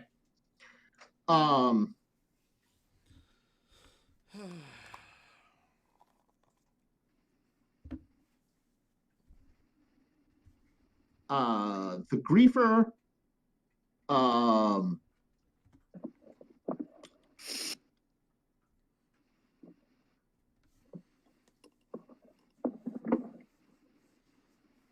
Yes, the griefer is up next, and he is going to backpedal and again get next to Beauregard. He is again going to use his bonus action to help, again granting you the 1d6 and the advantage if you so choose to use it. Boo. And he is going to make his attacks. He is at disadvantage because she is prone still. She's been on her ass a while.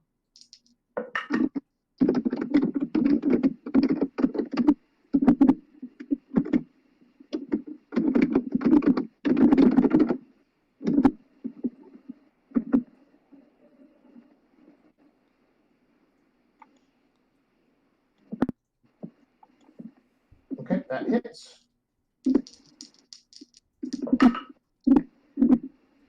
And that hits. I don't know who's typing, but it's really loud. I think it's Smith. Oh, okay. We can hear him typing, but not his voice. I don't know. That's just lovely. Okay.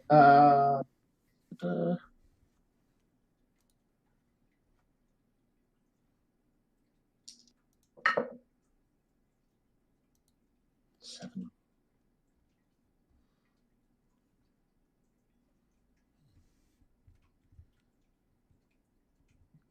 All right. He hits a couple of times. Doesn't do a shit ton of damage. Okay. All right, Boo, you are up.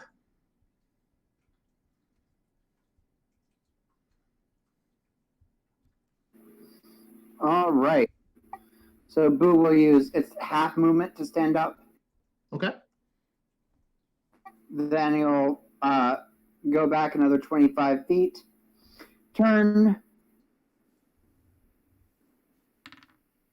A string on the harp and use it to cast.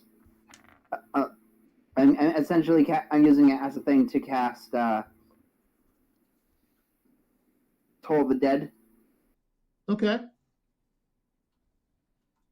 All right, and that's Constitution saving throw.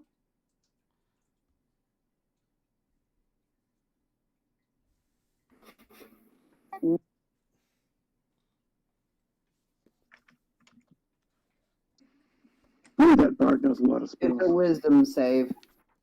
Wisdom save. Thank you.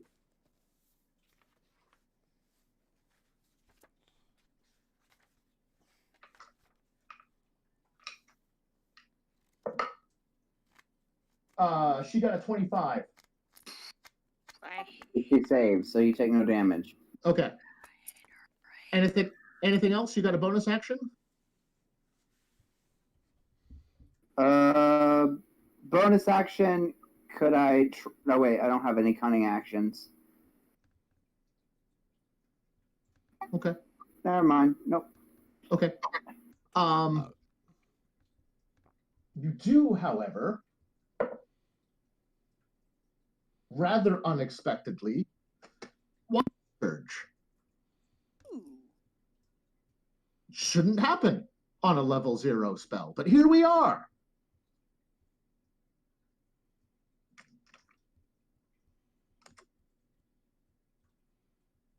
Neato, bonito.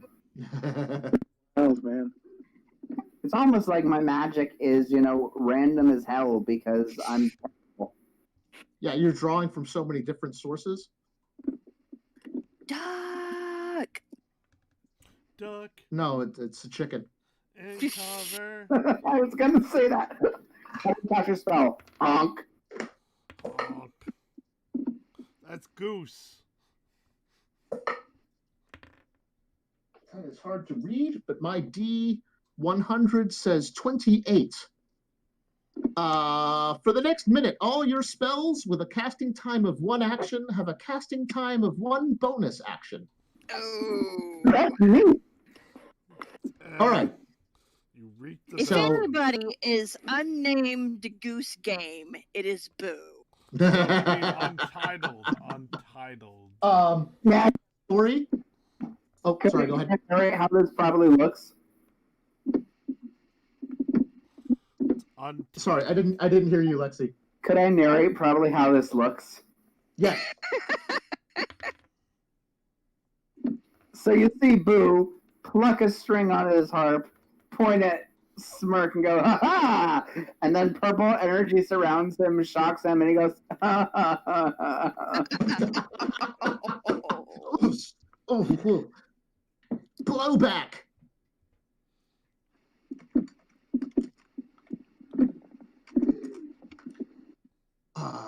Okay. That brings us to the to Freya. Great. And she is let's take a look here.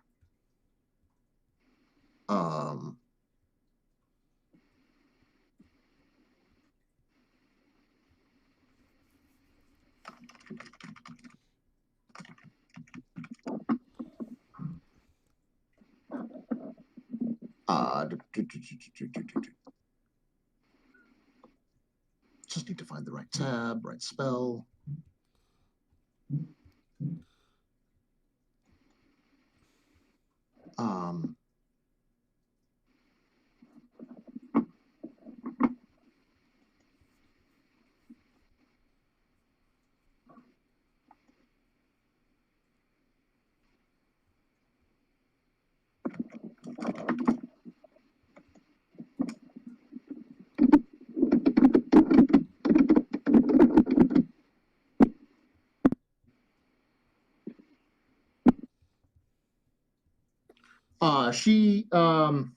She uses Mass Cure Wounds.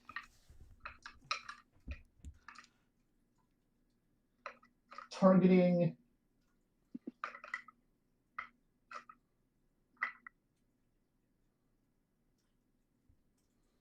one, two, three,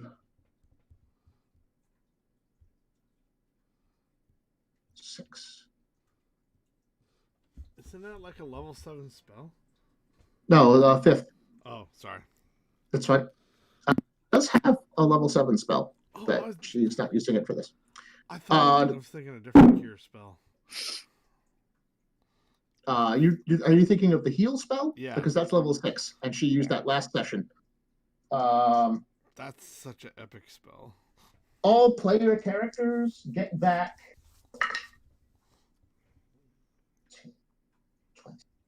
25 hit points. Yay! And that's her turn.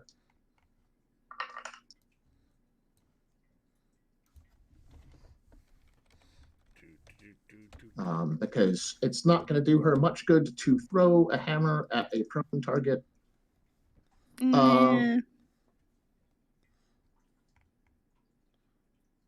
That uses up our second, 5th level slot. Yeah, she's got one 7th level spell slot. If it comes to that.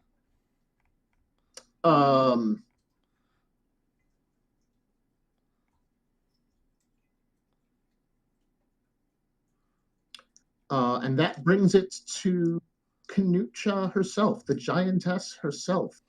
Yep.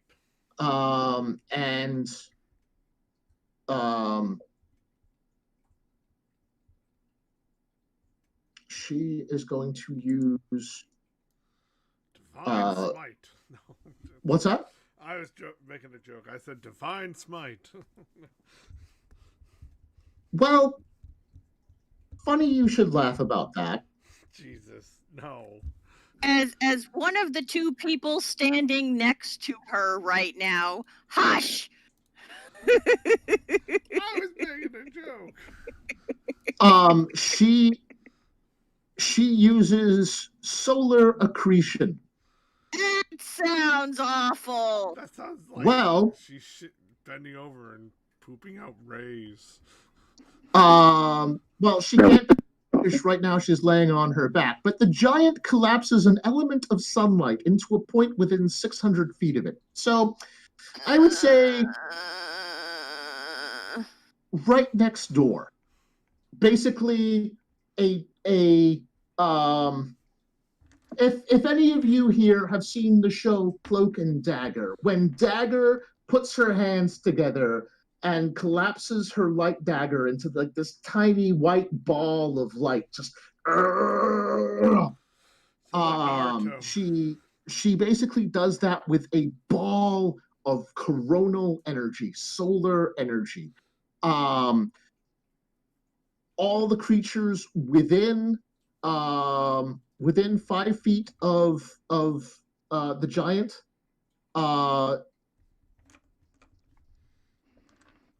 oh no, it has to be when you start your turn.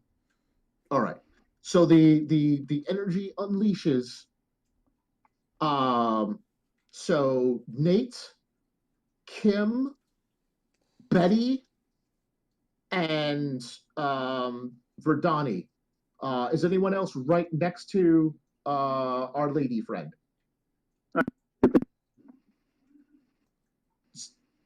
Chip? Yeah. Okay. All right. Make a mental note. When you start your turn, you're going to be affected by the solar accretion. And with her second attack, she is going to lash out with her fist at Demaya for attempting to stun her. What the fox made her than I did? You did more damage than I did. Oh. Yeah, the fox is about to get a sunburn. He's covered. Ugh. You get a sunburn and a fist. Yeah. I already got that fist. Does a 16 hit you? No, it does not. Okay. Yes, she's at disadvantage because she's prone. She can't stand up because Betty's on top of her. I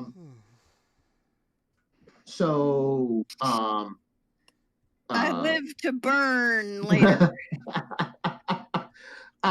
Lightning crackles off of her knuckles as it narrowly misses her cheek, Zamaya. But that's her turn. And that brings it to Chip. Chip, please take 19 radiant damage. 19? Yep. Cool. 19. 9.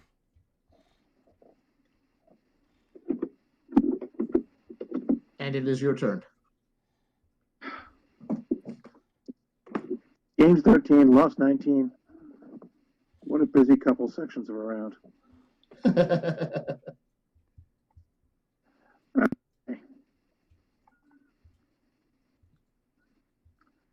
That's it, lady. This is personal. I put away the staff.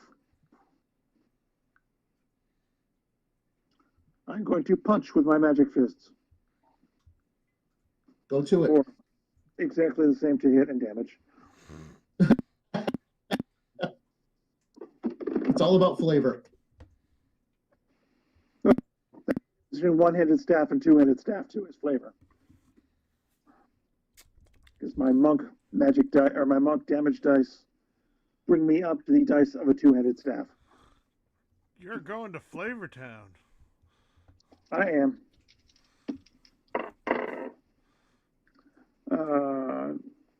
22. That'll hit. Natural 1, which I get to reroll because I'm lucky. Uh-huh. Halflings. Halfling. Well, I got 3 natural 1s and I forgot that I was lucky. So. Oh no. And a 19. It's not just luck, it's what you do with it. I believe last time I hit her, I gave you an erroneous damage number. Okay. I was counting the weapon attack as +10 instead of +5. Okay. I will just give her back 5 hit points. Yep. 10 hit points. 10 hit points. And now I'm going to take them away again. The good chip giveth and the good chip taketh away. I appreciate your honesty, Jim. Please take another point of inspiration. I may have to start using those at some point. Especially because this is part 3 of our one shot and probably the last part. Yeah, we're thick in the middle of the denouement, my good friend. Use them or lose them. So 13 points of damage. Okay. And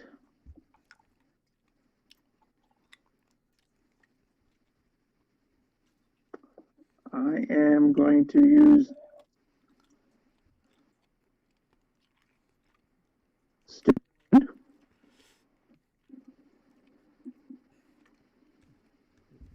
Oh. Oh. All right. No, Jim, I didn't hear you. Sorry. What? I heard Nate grunting, so it must be bad. But what? Yeah, blows anyway. I'm sorry, man. I can't hear you. Flurry of blows. Flurry of blows. All right, lay it on me.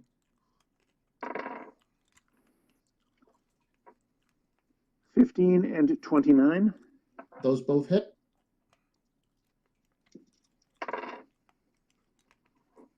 16 points. Okay. And target cannot take reactions until the end of my next turn. Okay.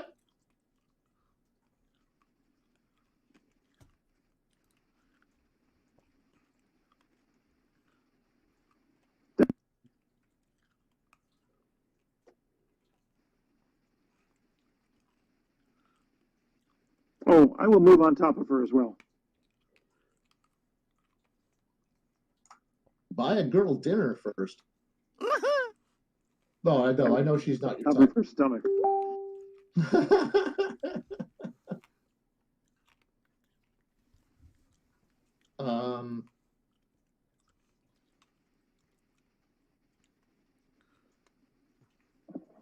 All right. That brings us to Betty.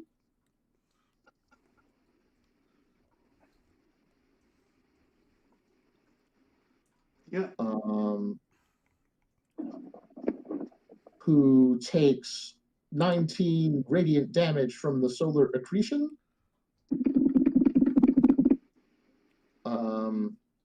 She is not super pleased about having the sun rise right next to her abyssal face. Here comes the sun. Do, do, Do, do. do, do, do. All right.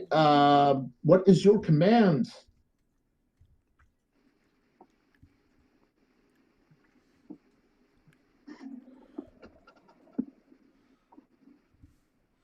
Mitch! Shady? Mitchell! Mitchell! Hmm? What is your command for Betty? Oh, sorry. I didn't realize you were waiting on me. Yeah, we said your name several times, in character and out. That's weird because I didn't hear it. Okay, that's fine. Let's see. I give her the exact same command. Go for the eyes. Using her true name. Yep. Okay, excellent.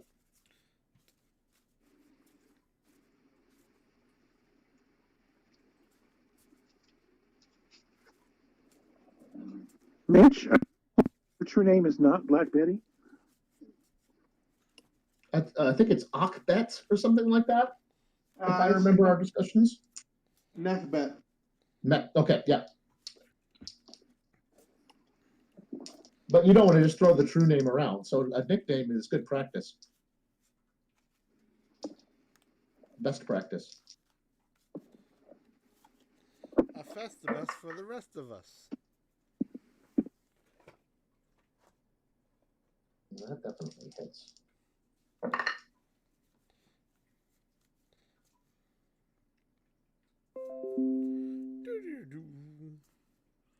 She hits once. Twice. 3 times the lady.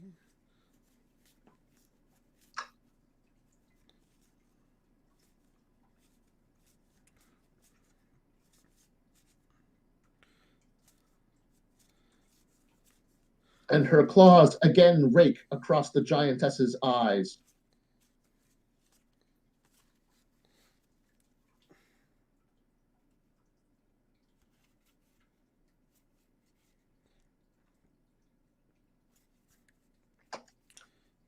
All right.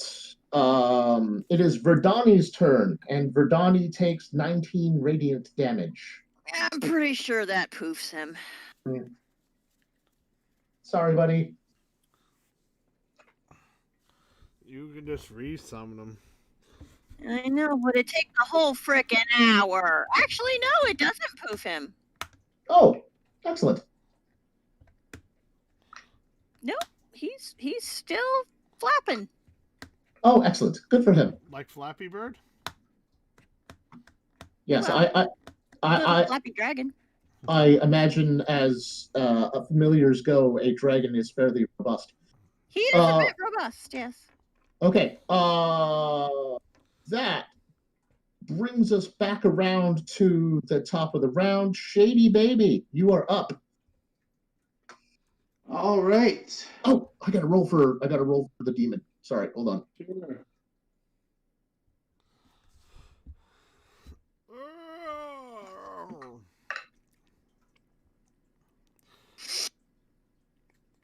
I was moaning because I had something really sour.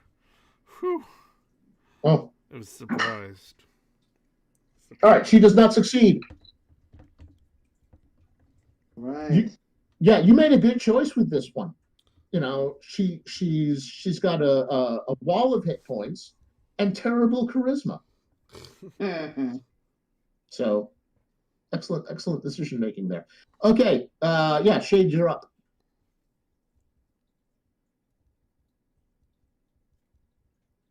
Oh, I am. Yes. All right. Oh. Well, let's. Excuse me. Sorry, Shades. Verdani actually gets an action after he nearly gets solar roasted. Oh, yes, he will once again be very frustrated that he can't bite her Yeah. and give the help action to the next person that attacks her with great gusto. Okay. Shades. Okay. Another Eldritch Blast because I'm pretty much out of other spells. I got some first levels left, but I'm gonna save them. All right. For what? It is your turn. She is still prone because she got dogpiled. And she didn't want to take her action to shove everyone off. So your first attack is a straight roll, and your second two are at disadvantage. So fire Okay. away. Eldritch Blast. Blios. Eldritch Blast. Eldritch Blios. The first one is at 15. Okay, that hits. Second one, 25. Wait, no. It's 19. That hits. Third one is going to be 13. That hits. Barely, but it hits. Okay. The first damage is 7. Second damage is 6. Third damage is 11. How do you want to do this? Woo! Nuh-uh. Yep. Oh boy. I didn't even get to use my Well, orb. Shades takes shrewd aim as she is on her back. Mm-hmm. He fires a couple of shots that land on her ankles. The third one, he takes a Hail Mary and aims at a reflective surface on a control panel. Okay. And banks it up off to hit her in right. If that's all right. That's totally fine. Your first two strikes hobble her like something out of a Stephen King novel. Even if she were to try to rise again and eliminate her prone condition, she would never walk the same again. But your third shot, the coup de grace, banks off of one of the control cylinders, cracking its stony surface. In the mind's eye chakra, right between and above her eyes, cratering her forehead, fracturing her skull, and winking out the crackling lightning of her eyes. Shablam. Of the long-lost giant civilization of Zendrick breathes no more. Man, I was going to use my chromatic orb next. So disappointing. I didn't get to go all out. Sorry, buddy. It's all right. I gave her maximum hit points, and you guys still cleared her out. Damn it. I was hoping there was still more. Okay, I'll give her another bunch of hit points. Yes, let's do this. All right, chromatic orb, 5th level. No. I don't want to get roasted. You can chromatic orbs her corpse if you want, but That's not as nearly satisfying. no. I didn't even get to cast Flame Arrow yet. Don't. Still might have to deal with Betty. Oh God, Betty. No, God has nothing to do with Betty. You're on your own with this one, my son.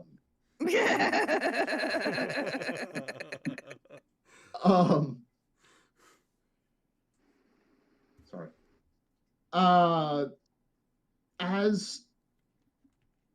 the last erg of her consciousness fades from her eyes, as the last great bellows breath rattles in her lungs, so too does the last motive mote of her subconscious sever from the Colossus. The construct collapses. Oh God, we're gonna die in a 400-foot fall. What? Everyone in the control chamber. That is everyone. Please roll athletics or acrobatics. I'll take acrobatics. Your choice. Fly. What I'll was it? choose the one with a +10.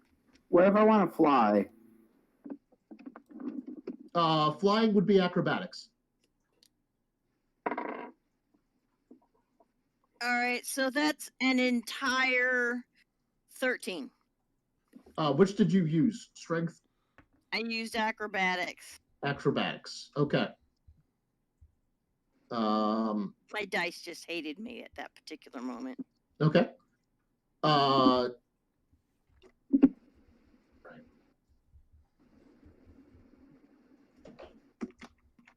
Okay.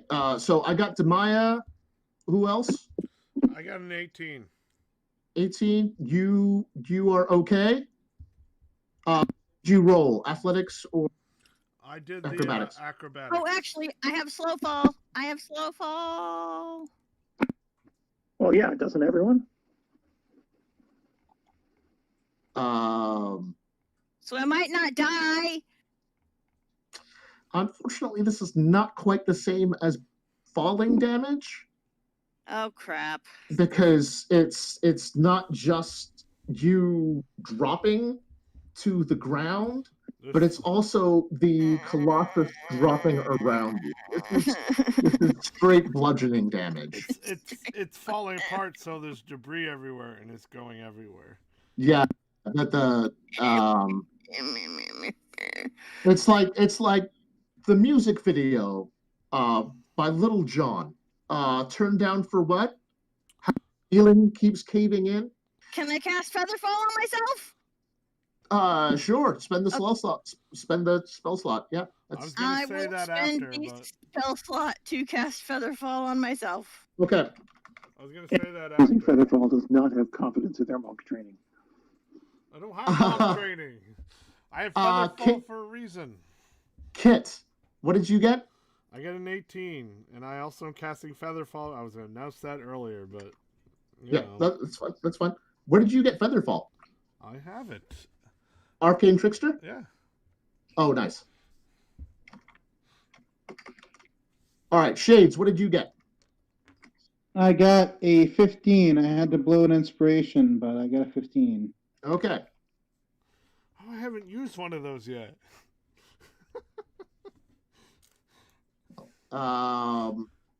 Boo, where are you at? 14. Which did you do? Dex or Strength? Acrobatics.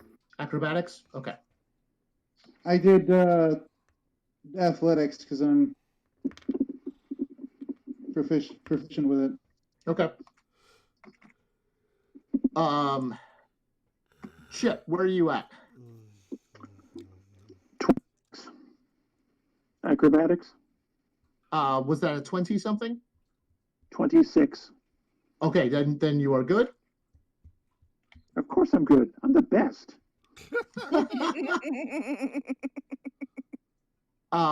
Kim, please roll for Verdani. Oh, my poor baby. Baby got back. Okay, so that's 14. Thor's blessing, nice. But she doesn't worship Ronus. She worships Thor. All right. Close enough. Okay. So 1, 3 people All right, Kit, you're fine. You succeeded and you took feather fall. Demaya and Verdani are both going to take essentially half damage. I weep. I sob. I'm a tumbler.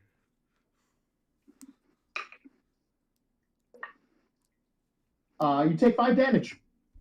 Nice. Yeah, it was. I rolled 10 damage on 2d10, and no one is buried. Awesome. I don't feel too like I don't feel like What's a that? fruit. That would have made a dramatic end scene. I don't feel like a fruit. Your way out of the Colossus, ostensibly trying to like Poseidon adventure your way through the topsy-turvy wrecked construct.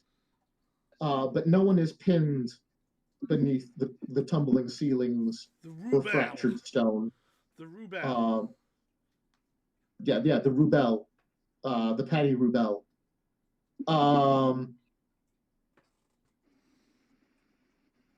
Extra from what is left of the ziggurat. Mere miles from Stormreach,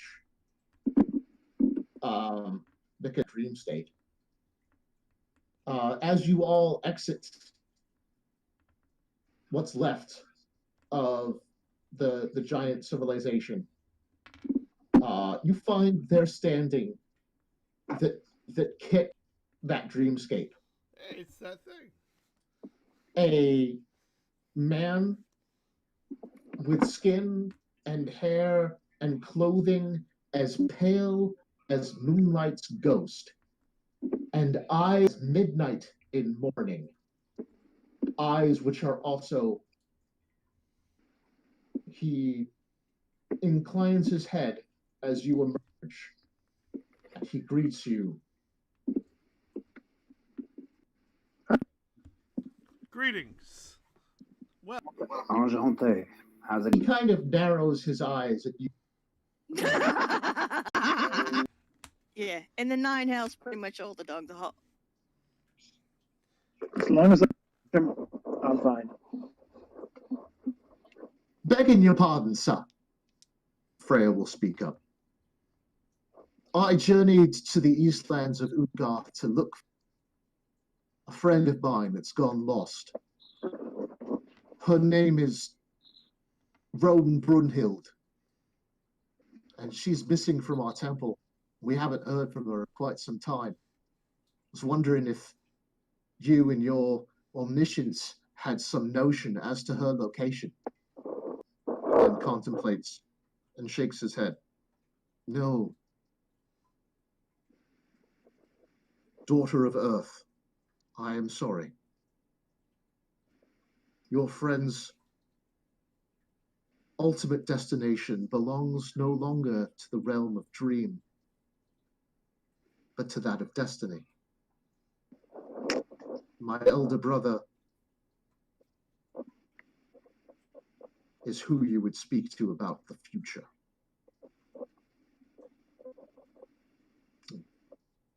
Well, thanks anyway, then. Good luck finding your other facets, or what? Cheers, daughter of Earth. Anyone else?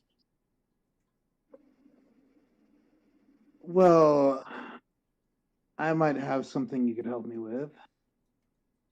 Ask. There's a certain lady that I see. Always out of reach.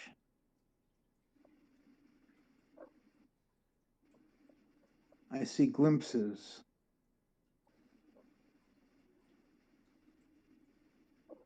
But anytime I get near, she vanishes, and I find myself usually in a heap of trouble. Nothing I can't handle, of course. Fair enough.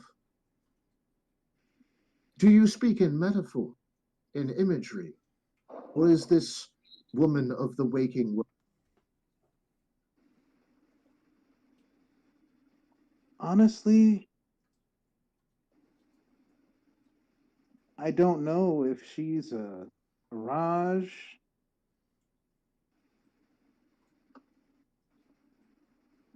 But I feel that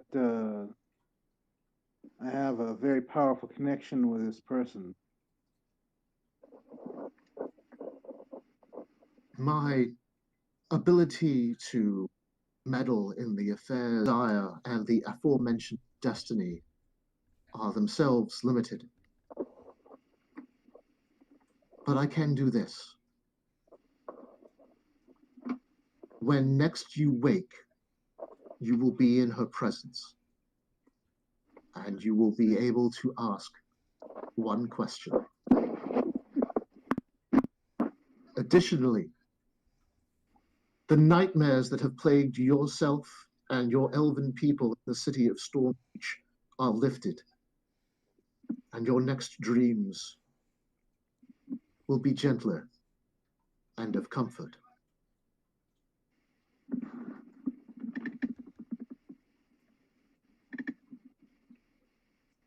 Anyone else? Beauregard is waiting to see if the griefer asks for a favor first. The griefer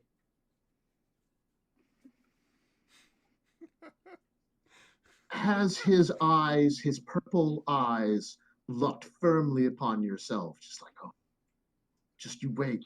The moment you're away from these powerhouses, I'm gonna jump you. I'm gonna get you. No more hiding behind your friends. He is paying no mind to this gentleman, this tall, slender gentleman, not as tall as a giant, but taller than any man has a right to be. Request. Me is taller than any man has a right to be.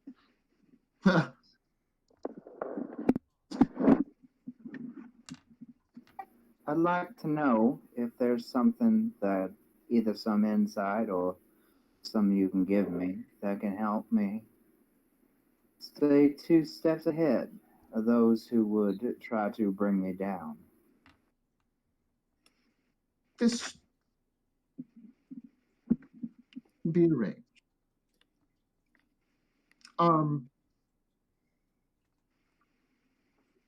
But Sir Beauregard, you are hidden by a glamour, and I mislike small magics in my presence. He reaches out and severs your attunement to the Hat of Disguise. And he is shown to be a bird folk, specifically a chicken. He isn't. The griefer loses his mind. I told y'all he was chicken. Yeah, so. I knew it. Why is that a bad thing? Because he done registered a chicken in the of Waterdeep.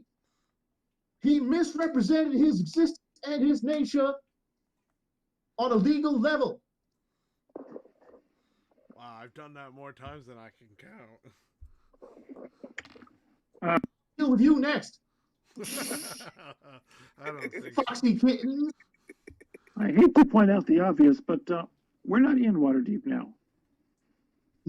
No, I mean, you mentioned that before, but I am a bounty hunter. I am hunting him beyond the jurisdictional boundaries of the City Watch of Waterdeep in order to retrieve him for justice. I've never been to this water deep, so it doesn't sound like my problem. It's a stuffy place. Yeah, the code legal.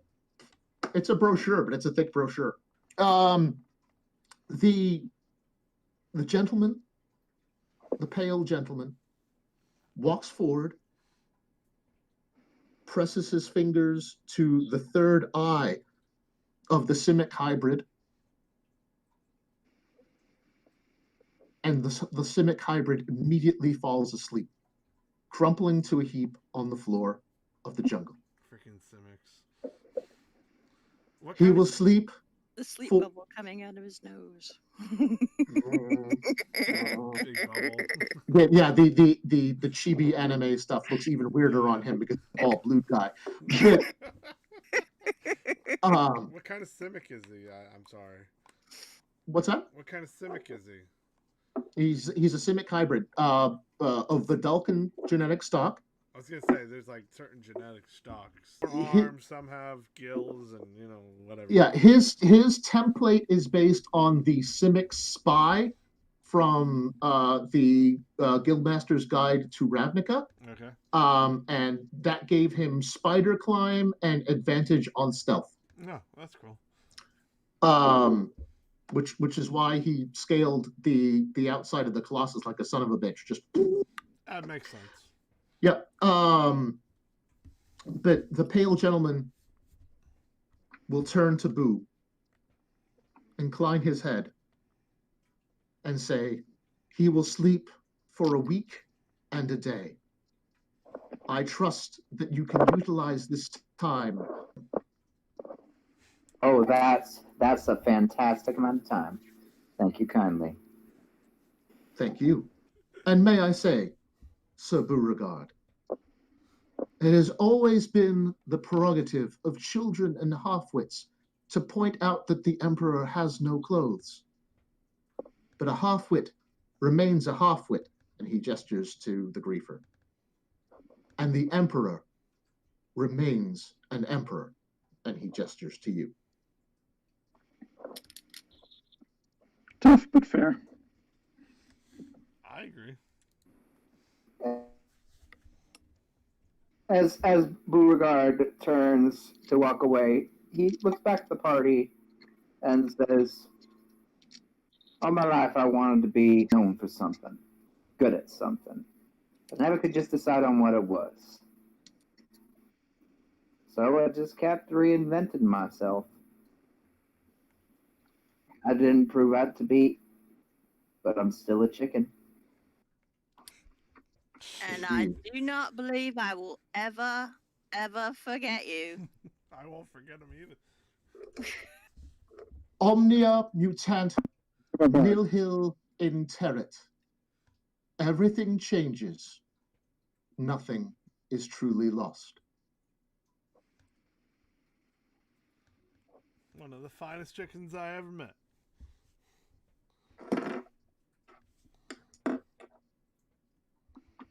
As he walks off, he is playing on his harp, a harp version of Turkey in the Straw.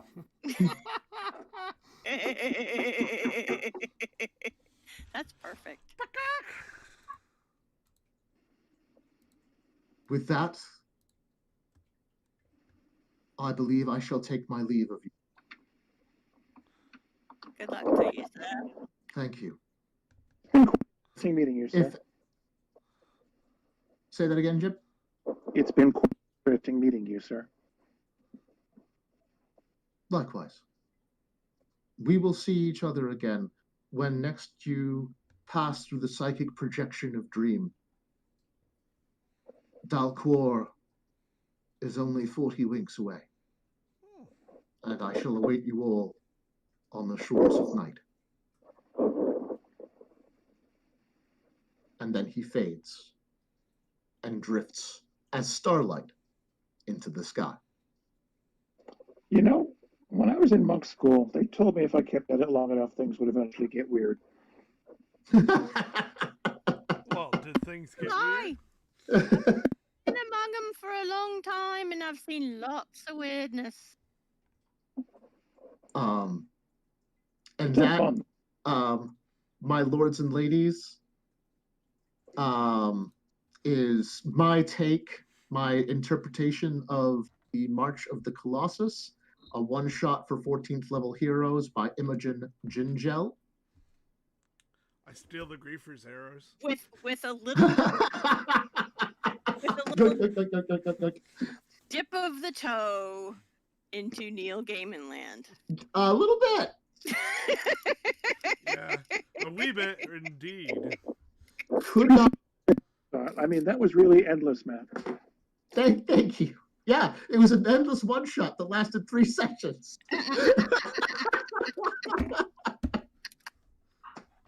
But, We kicked some serious ass, though.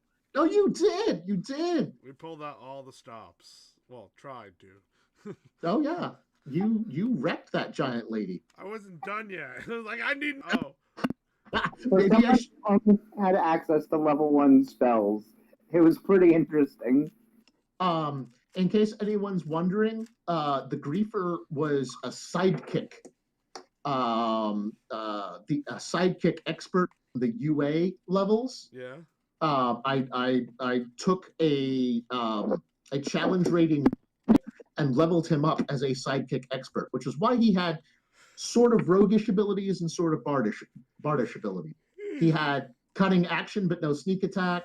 He had inspiring help but no inspiration. You know, it was a thing. It was definitely a rogue bard hybrid. Yeah. Most of the sidekick classes are hybridized. Like the warrior is essentially a hybrid fighter, and the spellcaster is essentially hybridizing wizard features with cleric. You know, it's pretty cool. But anyway, I hope that turned out okay. That was awesome. The Griefer was a robard. What's that? The Griefer was a robard. He was a brogue. He was Oh. Scottish. That would explain the kilt.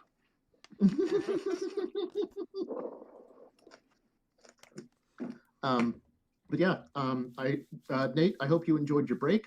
I did. It was a little longer than planned, but That's thank you for fine. being patient with me. I needed a long break.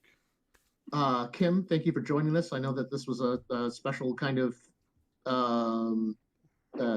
view, so thank you for doing that.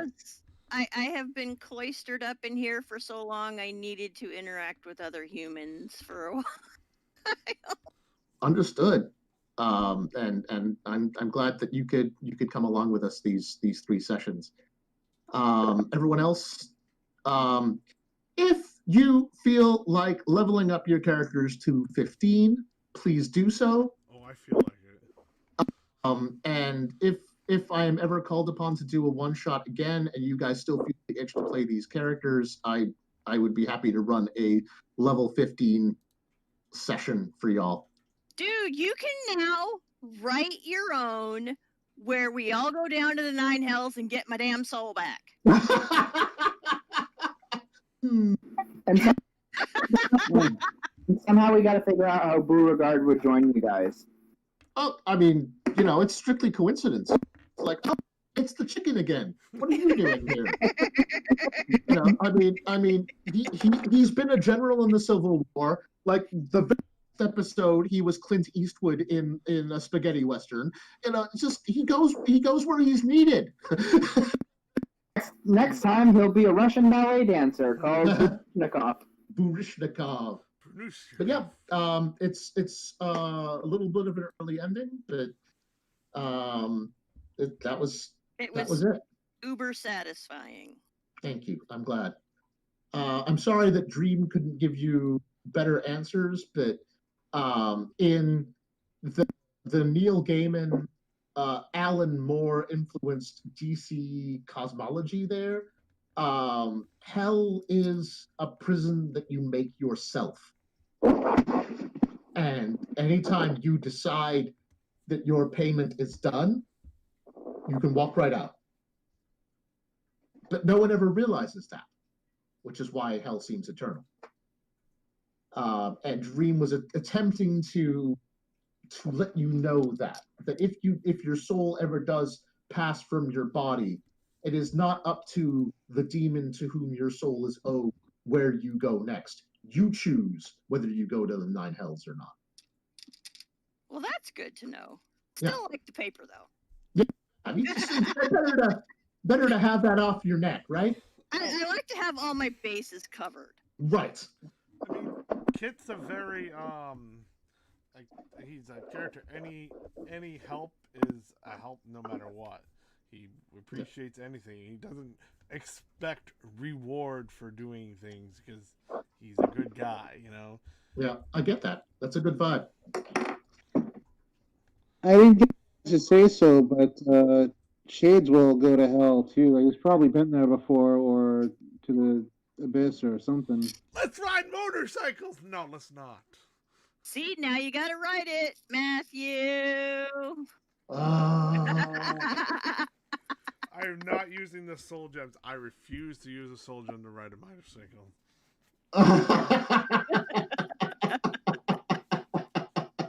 That would rip a kid apart inside, knowing that there was a soul of a living being dead. Right. Yeah, do that either.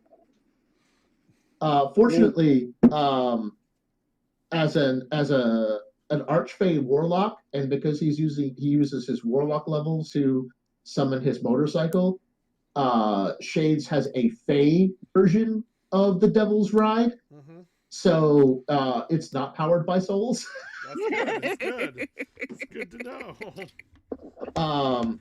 Well, fortunately, if we're leveling up, Chip can probably keep up with a motorcycle by himself. That's right. You've got that Clark Kent at the beginning of Superman the movie thing where he's like outrunning a train. Yeah. Yeah. Thank you very much for playing, all y'all.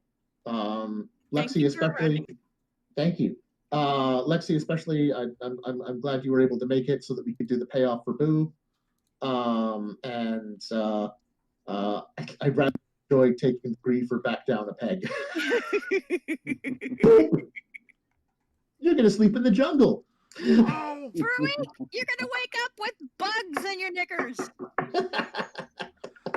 I would be nice to the griefer if I could give him some good berries, but those don't last that long.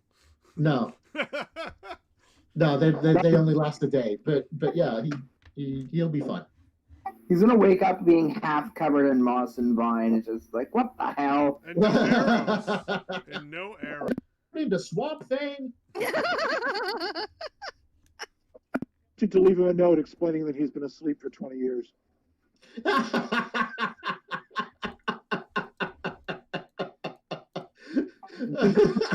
No, we set up. Oh my god! I set up a illusion to stay there for when he wakes up. That's like cued for it to go off as a sage. You've been asleep for 7 years. You're the hero that everyone needs. You were. He's been Rip Van hoodwinked. Oh my god.